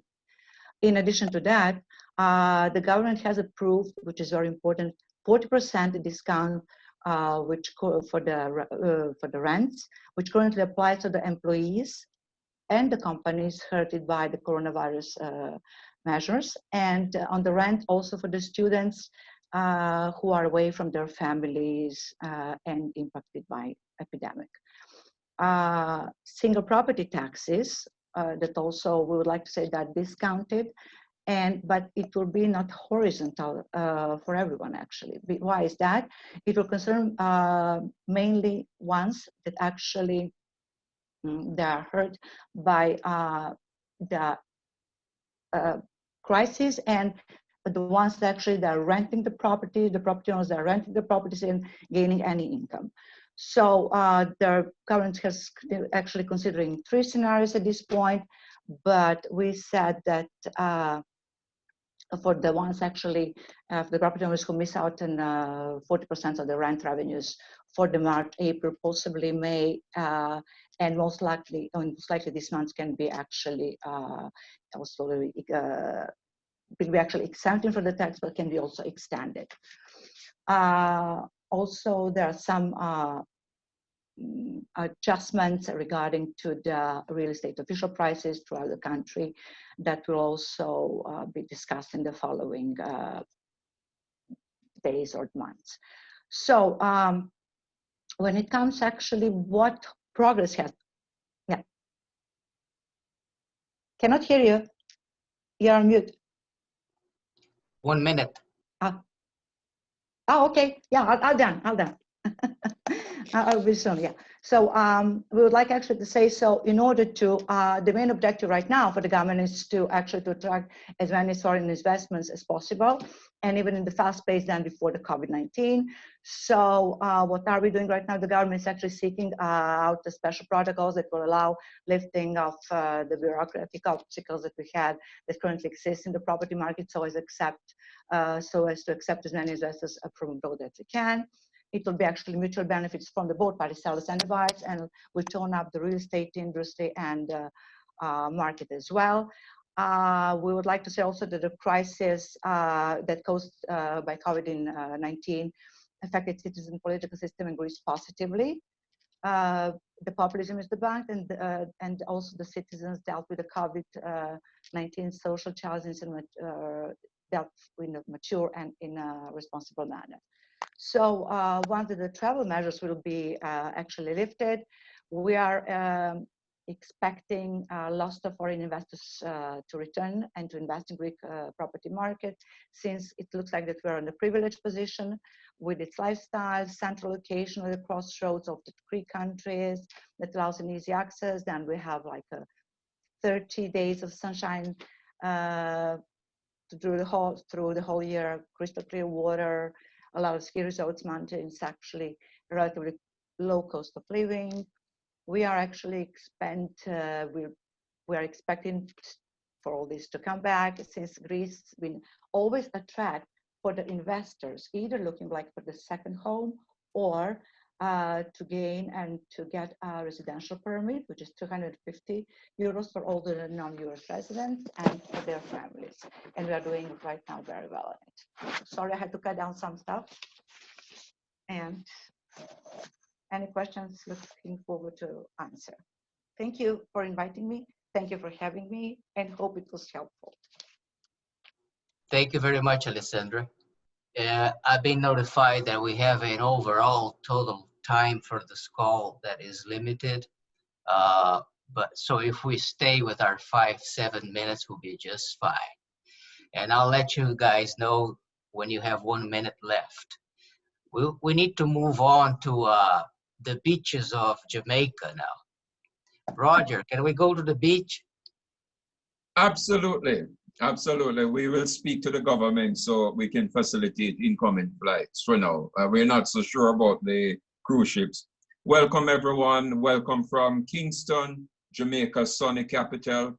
It's hot here. I decided that I would defy the trend and not wear a jacket because it's so lovely here, except when you're wearing a jacket. So I have to be keeping cool. That said, how has COVID-19 been affecting Jamaica? What is happening here with the market, etc.? All. Let me wrap up all of that in 5 minutes so I don't even have a minute's reminder. From early on, we must say that the Jamaica government was very proactive where it is concerned. So from early on, the minister in charge, which is, health and wellness, they had insisted that we should restrict the movement of cruise ships coming in the island. Of course, it was met with resistance because of the projected fallout, but he was proven to be correct because some of the ships we turned back had actually given the first 2 or more cases in other Caribbean and Latin American territories. Jamaica, as we speak now, against the background that we are an island with a population of 3 million persons, as of this morning, we only have 396 cases, round that off to 400. And I think that statistic is actually, well, a case is a case, but when you look at it, it would suggest that we're managing the process fairly well. As it speaks to realtors and, what contingencies, even before announced social distancing protocols here and overseas, realtors, and especially spearheaded by our association, we began to encourage persons to just in wisdom and otherwise, just observe some best, and safe health practices accordingly. So, there is a vibrant WhatsApp group among realtors here, and persons that started to share from, respective agencies, not to mention the association, what is recommended, what is suggested. Yes, there are those who can do the virtual tours, like for pre-construction developments and all.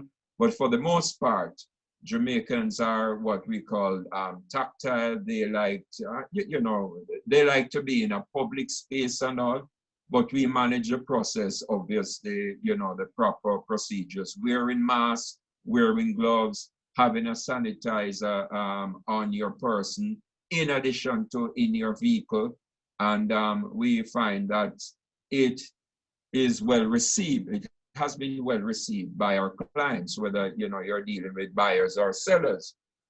How has COVID-19 impacted the real estate market? Jamaica, prior to COVID-19, if you look at January of this year, real estate values, looking at the nation's capital, the corporate area, for example, as an example, property values in January 2020 reflected a 40 to 65% appreciation in value over last year. That's how positive the market has been. There has been a high demand on properties for development purposes. Matter of fact, just about everywhere you turn in the corporate area, in Kingston, the capital, you see high rises going up. You see gated communities, especially. Part of which has been driving that has been the short-term rental market. There has been an exponential demand and rise in that business here. And what has been happening for property values? COVID, if anything, has, for the most part, what it has done, it has delayed, I wouldn't say prevented, for the most part, it has delayed the completion timeline for transaction on a whole. Obviously, of course, the respective state agencies and otherwise would have been impacted by, not having their normal operations. And as it speaks to the demand on properties, we have low lending rates.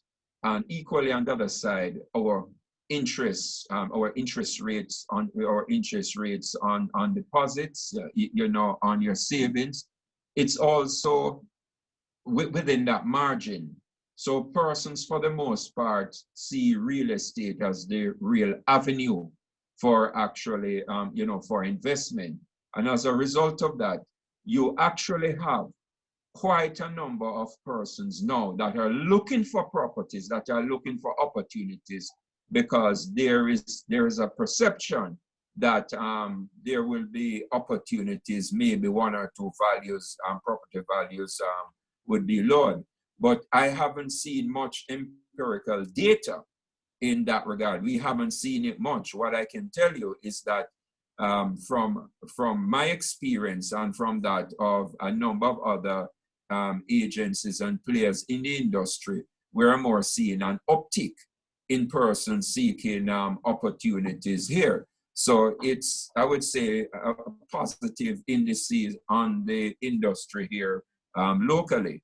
And there are other also slated industrial and otherwise developments when you look beyond COVID-19. And yes, we understand that the world will never be the same. It is anticipated and projected because our planning arm of the government had actually been hunkered down and looking at it, and we see tremendous opportunities there. I know I have a bit of time left, 2 or so minutes. What is our government doing to assist the real estate industry in Jamaica? I want to share with us all, it is not, we cannot look at what our government is doing. We here in Jamaica, the Realtors Association of Jamaica, our motto is, we are the voice for real estate. We are a lobby group for real estate. We make our voice heard. So before we say to the government, what are you doing for us? We actually approach the government. And so we had asked for some basic considerations, for example, like industry fees, regulate licensing fees. We have asked for, deferred payment and extension of the deadline. We have also asked for, initiatives like a reduction for agencies that need it in terms of stimulus that is announced. We have asked for assistance, in terms of maintaining the operations of agencies that need it. And these are just some of the initiatives. We would encourage that wherever you are in the world, ensure that that the Realtors Group is a tightly knit association. It's a tightly knit body that when you speak, your voice is heard, respected, and acknowledged by your respective governments, wherever the jurisdiction that you're operating from. I hope that it's it in a nutshell. I guess I've exhausted 3 or 4 minutes. Well, thank you very much, Roger. Thank you for respecting the time frame, and we need to go. I was talking. We need to go back to Jamaica, you know, Absolutely. and eat codfish there. Absolutely. What's the name of that dish everything. again? But what's the name? Ackee saltfish. There's Ackee also salt. jerk pork. Yes. You don't even have to ask me. You ask Cliff. He knows much about Jamaica as I do or anyone else does. Thank you very much. Well, let's move to Panama, where our friend Frank Maurice is there with Aqua Beer. Well, I think, Cliff, don't we need to go back to Panama too? We never stop going to Panama. Yes, it's time. Reese and I have already been to Panama once this year, and we plan on going back. Panama is our second home, so we cannot wait to get back. Frank, kick in your 5-6 minutes. Yeah, and you guys are always welcome back to Panama, beautiful and sunny Panama, and everyone else in ORRA. And thanks again for the invite and all the attendees for participating. You're all welcome to Panama, and we'll gladly take care of you guys. And Cliff and Reese had a great time. On challenges our country faces on minimizing the spread, and you know how severe the situation is. To start with, Panama being a country that is open to the world was totally exposed to the pandemic. We had to quickly shut down our airports. In the 22nd of March, we closed down our airports, locally and international flights, to avoid any further spread of the pandemic. Everyone in the region knows that, you know, Copa is a strong airline that services through our hub of the Americas, all the Latin American region, and that was a critical aspect to avoid the spread. Also, as of today, we have completed, we have a complete lockdown in most of our businesses from the 21st of March. So, and we have to follow a stay-home protocol. So we're not allowed to pretty much go out. We're only allowed to go out, girls 3 days a week for 1 hour, and boys 2 days a week for 1 hour. So we're getting hit harder than the girls. Our case count in Latin America is really high. When you see it for a country of 4 million, we have over 6,000 cases. But we have been recognized internationally of being really effective of fighting the pandemic, mostly because of the policies that we put in place since the beginning, and also because of our high test count. We're counting. We do a lot of tests compared to when you compare to the countries in the region, and we're trying to follow all the protocols that are given by the World Health Organization. Our schools were closed as of the second week of March. So again, to fight the spread, most private schools have adapted to virtual classes, but the public sector has not been able to adapt, considering, and that's a critical aspect considering our school year goes from March to December. So our school year was caught right at the beginning of it on this aspect. So this will be a really critical aspect to overcome, to make sure that our public school sector, which probably is about 80% of the population, you know, keeps going along and does not lose their school year. You know, as you will know, education is a really important aspect for our countries. Also, considering our country's dollarized, a dollarized economy, we don't print money like other countries.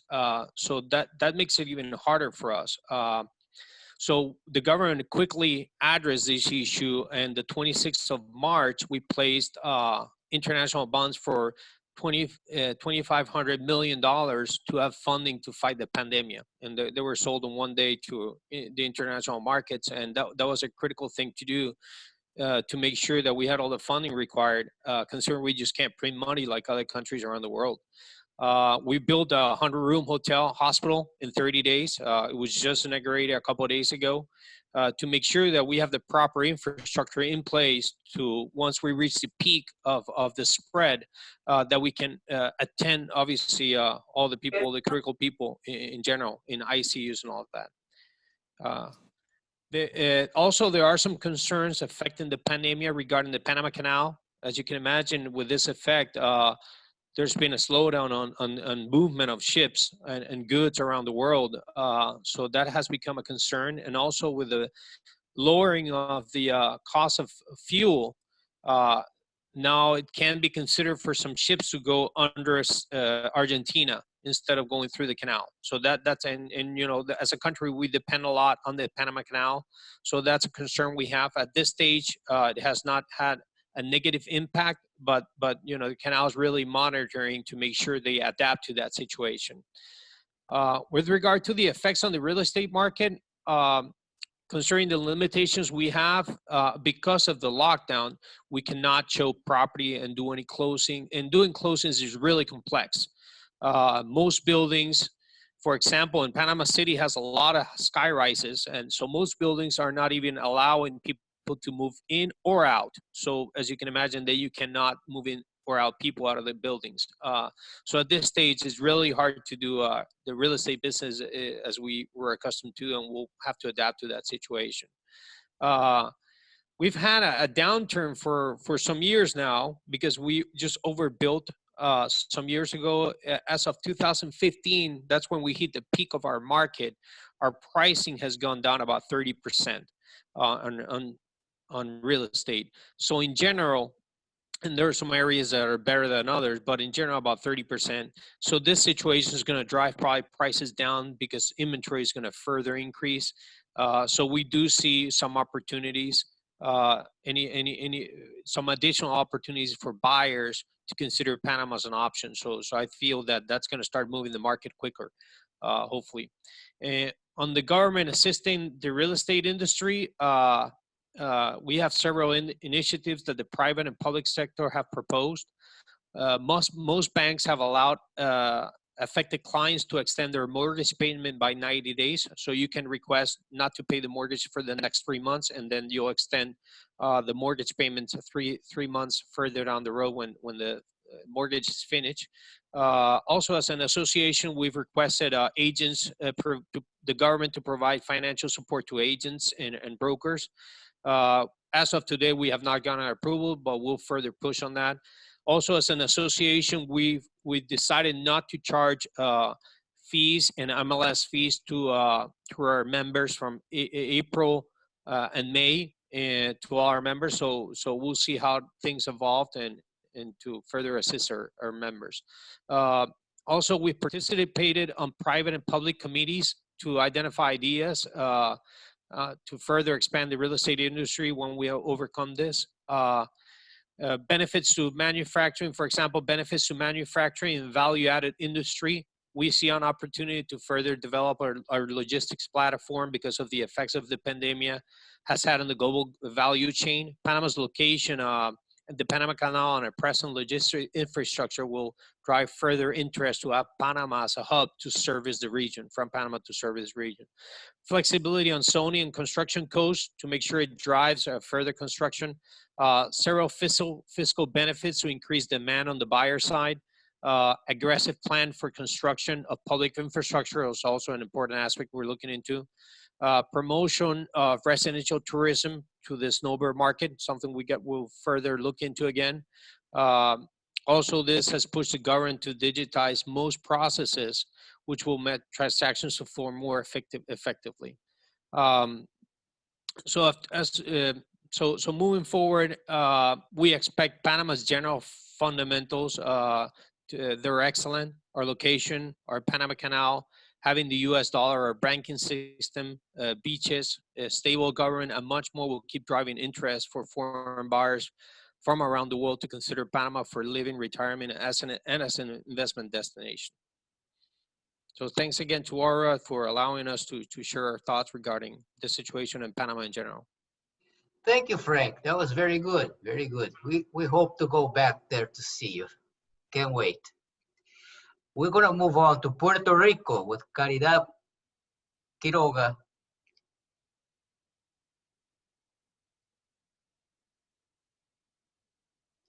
Hi, how are you?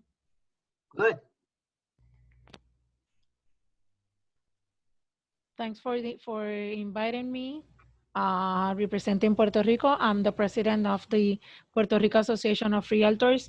I appreciate the invitation from ORRA and want to extend a friendly greeting to all the panelists and attendees. I have been a realtor since 1993, and I am in the business since then. In Puerto Rico, we are in a complete lockdown. At this moment, we are unable to show properties. But we are preparing and have an already protocol to the government and for our members to prepare to work as soon as we will be authorized to do it. It includes all safety recommendations and practices, just as an interview, to schedule appointments, and we have, to have the people that already have a visual tour and all the information prior to make an appointment, so we know that the person like already the property, and it's good to go to see it. The government in Puerto Rico has been dealing with this situation in a proper manner by creating this lockdown since the first confirmed case was in March 14, and we make the lockdown, the government make the lockdown on March 16. We have this situation that at the beginning we have not enough tests, but we are now getting better and better.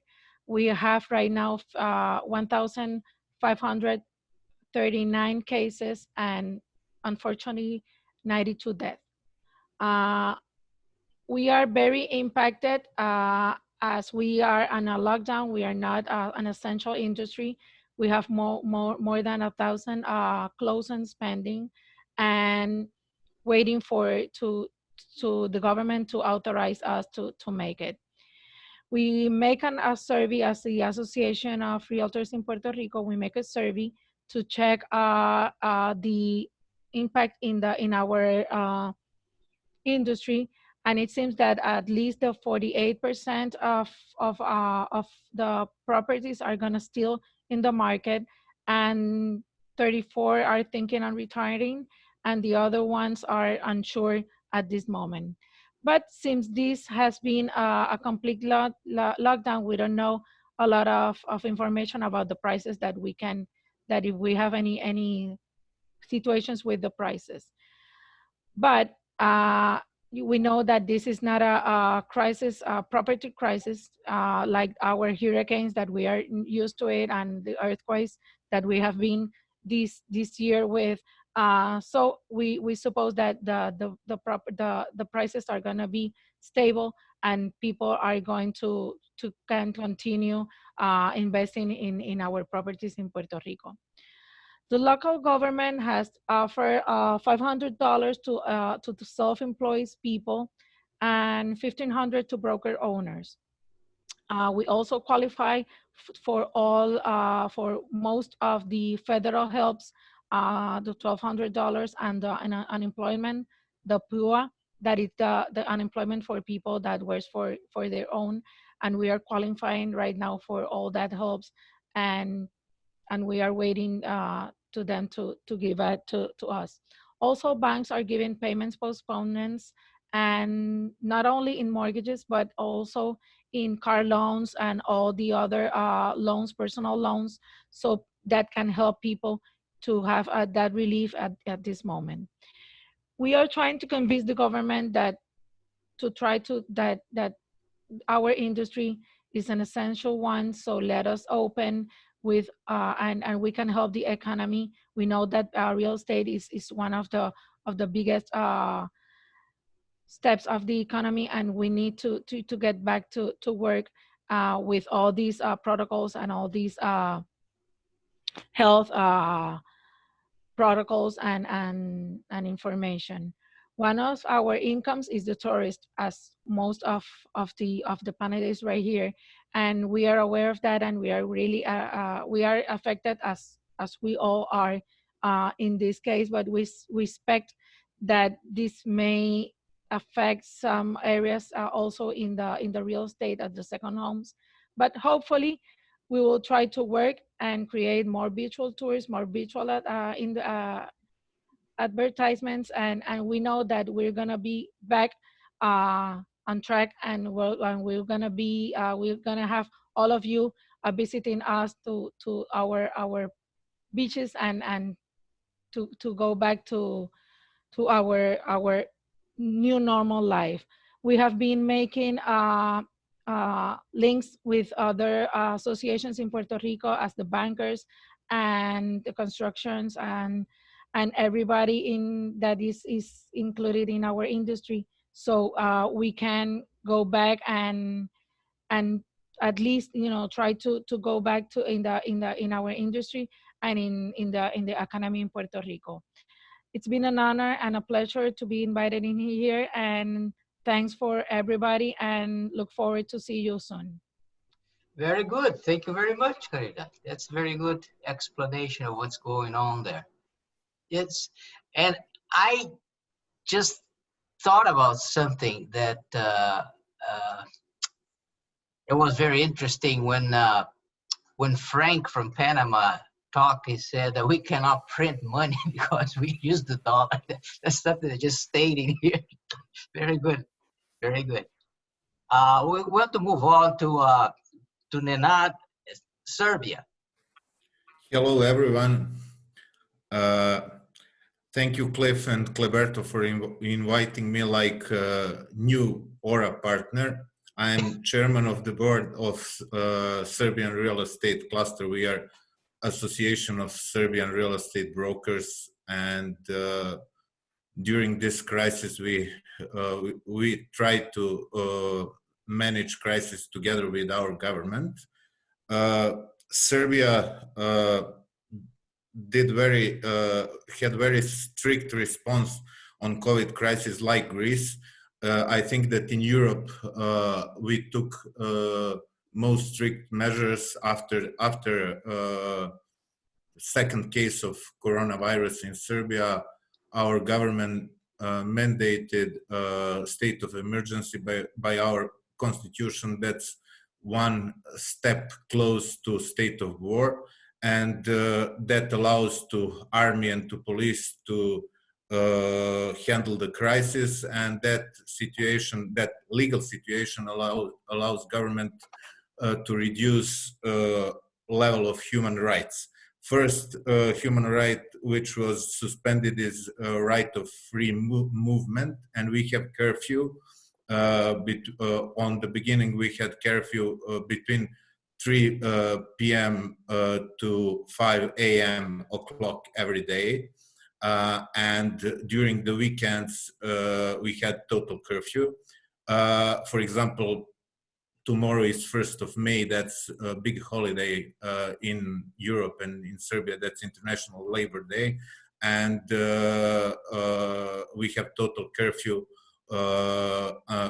until Monday because of that. Because our government tried to prevent spreading virus through stopping contacts. At second, we had, I think Serbia and Romania had the biggest number of people who came back in the country, our citizens, in 1 week. 6% of Serbian population came back in 1 week from areas like from northern Italy, Austria, Switzerland, highly infected areas. And because of that, we needed to take very strict measures. We had luck because we are not EU member, and we have borders, and we had opportunity to close our frontiers, and now you can't come or leave Serbia except in convoys for transportational convoys, and we have also big number of immigrants who are in transit from refugees from Syria, Afghanistan, Iraq, who are going to Western Europe, and we must take care about them also, and they're in total isolation. And for us was we had luck because we had a very good security system and strong army, and we opened very fast COVID hospitals for huge number of people. And in Serbia, all people who are infected must go to COVID hospitals. They can't stay home. They must be isolated. We are testing, not like Dubai, but I think that in Europe, Serbia and Greece and few other countries are testing the biggest number of people per capita. We have 179 deaths and 9,009 infected today. And the number of infected are decreasing. Now it is 5% of tested people, and we think that in May we'll be able to relax measures. That measures are not allowing to the people to work normally because schools are not working, restaurants, cafes, only essential businesses. We call that businesses which are necessary for defense are working in this moment. And real estate sector is not working. From March 16th, when state of emergency was mandated, to April the 3rd, we had the number of real estate transactions decreased 70%. And I think we'll have statistic data in May for April. I think that decrease will be maybe 95% because people are not free to watch the houses, and they don't want to do that. Like association, we didn't recommend to the people to work or not to work. We just told them to listen to governmental instructions, because our legislative system is that we are not allowed to recommend such things. Only government can do that in state of emergency. And we don't have fear that we'll have huge problems, because our real estate sector is not dependable of loans. More than 70% of transactions are paid by cash, and our real estate sector investors are dominating, and Serbia don't have strong stock market, and because of that all people are invested their money in real estate. And we think that we'll recover very fast. Our developers are working now. They're working. We are making a huge number of square meters of flats and houses and offices, and we think that you're almost up. And we think that that after May 15 will start to work normally. People will be worried how to do business. Government will give them instructions, but I think that our real estate market will recover in the second half of this year. Our real estate people are now living off governmental subsidies, because our government gave huge subsidies to whole economy, and to companies and to employees. And we have postponed loans payings, and I think that we will go through better than all other European countries. International Monetary Fund gave one prediction that Serbia will have a loss of 3% of GDP, and the Eurozone will have 7.5 decrease of GDP. That's, for us, that in this situation, that's okay. That's not great, but that's better than all other European countries. That's great. We postponed our conference, and Women's Council of Realtors of Orlando, I think, that did the same with mission trip to Belgrade. I invited Cliff to come to Belgrade on our conference. I think that he'll be able to come on September 24th because we postponed it for September. I think that in September we'll have normal situation for traveling here. Nina, Alicia has been in constant contact with me about it. So I know. September is a new time of year. We'll, I look forward to us all chatting about it. Back to you, Cleberto. Very good. Thank you very much, Ninad. Thank you, And Cleberto. last but not least, let's go to South Africa. Christo. Thank you very much, Cleberto. Thank you very much for this opportunity. We are honored to be part of this panel, representing South Africa, and to tell you a little bit more about what is currently happening here by us. We are one of the last countries to have started getting infections. So on March the 23rd, the President of South Africa declared a state of emergency and announced that South Africa will go into lockdown from midnight on the 26th of April until the 16th of April, as per the Disaster Management Act.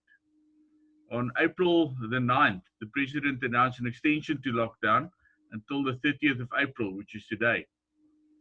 During this lockdown period, all industries in South Africa has been closed, with the exception of essential services. This means that real estate has come to a complete standstill. When a property is sold in South Africa, the change of ownership is registered on a title deed, which is processed at the deeds office. All transactions that were to be registered are still lying there. City Council rate certificates issued for these properties have also expired during this time, and as such are no longer valid. The result is that these transactions would have to be reprocessed and new rate certificates be issued before they can be lodged with the deeds office again. There's also a real concern that some of the banks might withdraw their financing from these transactions, as the buyer's financial situation might have completely deteriorated during lockdown. So in short, there have not been any property registrations since the 27th of April, which also means that no estate agents have received any commission for this month. There is, however, a little bit of hope. The deeds office will be reopening on the 4th of April and will then be able to start processing or returning those registrations submitted in March, so that they can be reworked and hopefully generate income for the agents.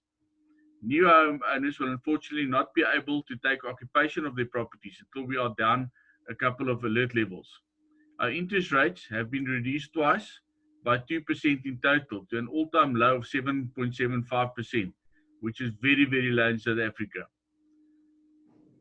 The South African government and various other departments and organizations have made funding available for salaries to businesses. Various other forms of relief have also been introduced. Unfortunately, the real estate industry do not benefit from any of these funds, mainly because of the fact that estate agents earn commission and not salaries and are considered as self-employed. This is a huge concern for the industry, as many estate agents will not be able to survive financially. Some of the member organizations are, however, approaching some of these funds and organizations, hoping that the plight of real estate agents might be heard and some form of funding may be made available to them. At the beginning of the lockdown period, the level of infection was considered quite low. The lockdown was a measure to stop the spread in its tracks. South Africa, however, has a very unique situation with demographics, poverty, and other socioeconomic factors. In the high-density areas, which also include poverty-stricken areas, people are living very close to each other. Here, accommodation have no yard space and are constructed against each other, with as many as 6 or more people living in a single room. In some of these areas, the infection rate has started accelerating. The South African police force and military are deployed in these areas to try and contain the spread of the virus. In order to manage our economy, the government has declared 5 alert levels, with different businesses and industries opening in each alert level. it was announced that South Africa will move down to level 4 from level 5 as of the 1st of May or 12 o'clock tonight. This brings little relief as real estate is only likely to reopen in level 2. This notwithstanding the fact that the move back to a previous level can be announced at any time, and that the recent increase of infections has become a reason for concern. As of yesterday, we had 5,350 confirmed cases, 2,073 recovered cases, and 103 people dead. These figures are very low compared to the rest of the world, but considering that we went into an early lockdown and that the initial infection rate was below 100 per day, the current average of approximately 300 a day is worrisome. The real challenge here is to strike a balance between limiting the spread of the infections and getting the economy going again. There are certain measures that government has brought in to help the general population. Our elderly, single mothers and some other groups do get a monthly government subsidy. These subsidies has been increased. Also, every single employee in South Africa contributes to an unemployment fund, which is government owned. Unfortunately, again, the state agents do not contribute to this fund as are considered self-employed and cannot turn to this fund for funding either. So real estate is really, really, really in a pickle in South Africa. And it is going to be very, very difficult for real estate to recover from this. No property sold prior to the lockdown can be occupied by new owners. They can't move into those properties. No tenants can move into new properties where they've changed. One of the big problems that we are facing as well is that in cases where tenants has lost income or on reduced income or total loss of income, they do not have an option to move to a lower priced unit where they can actually try and save some money, because we are on a physical lockdown with no movement allowed except for shopping, going to shop at retail outlets. And that is absolutely limited at the moment. We are hoping that we will be moving down to level 4 as of tomorrow.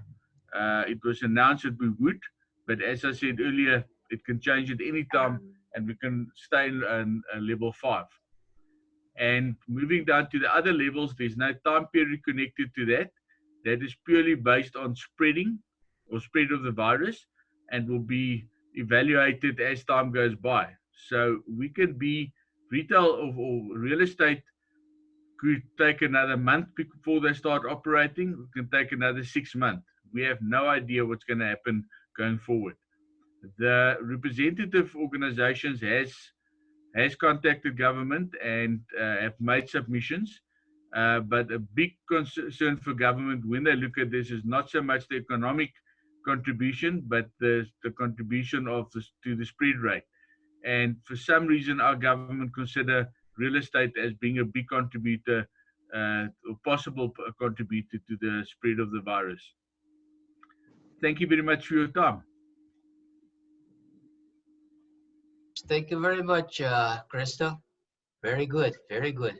Anna Gozara has been busy answering questions on the chat, forwarding links, and so forth and so on. Is there any other question that you see, Anna, that we can ask any of the panelists?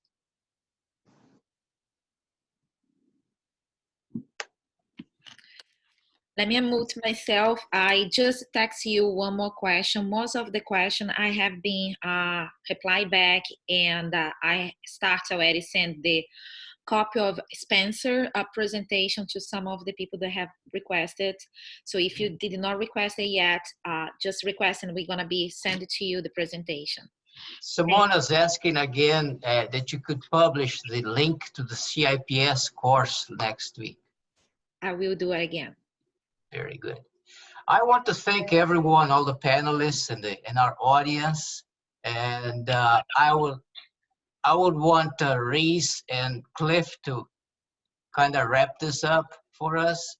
and wonder if any of the panelists has another comment to do. Okay. Well, Mr. President, I defer to your authority. I'll let you go first. Okay. Well, everybody, I appreciate y'all coming on today.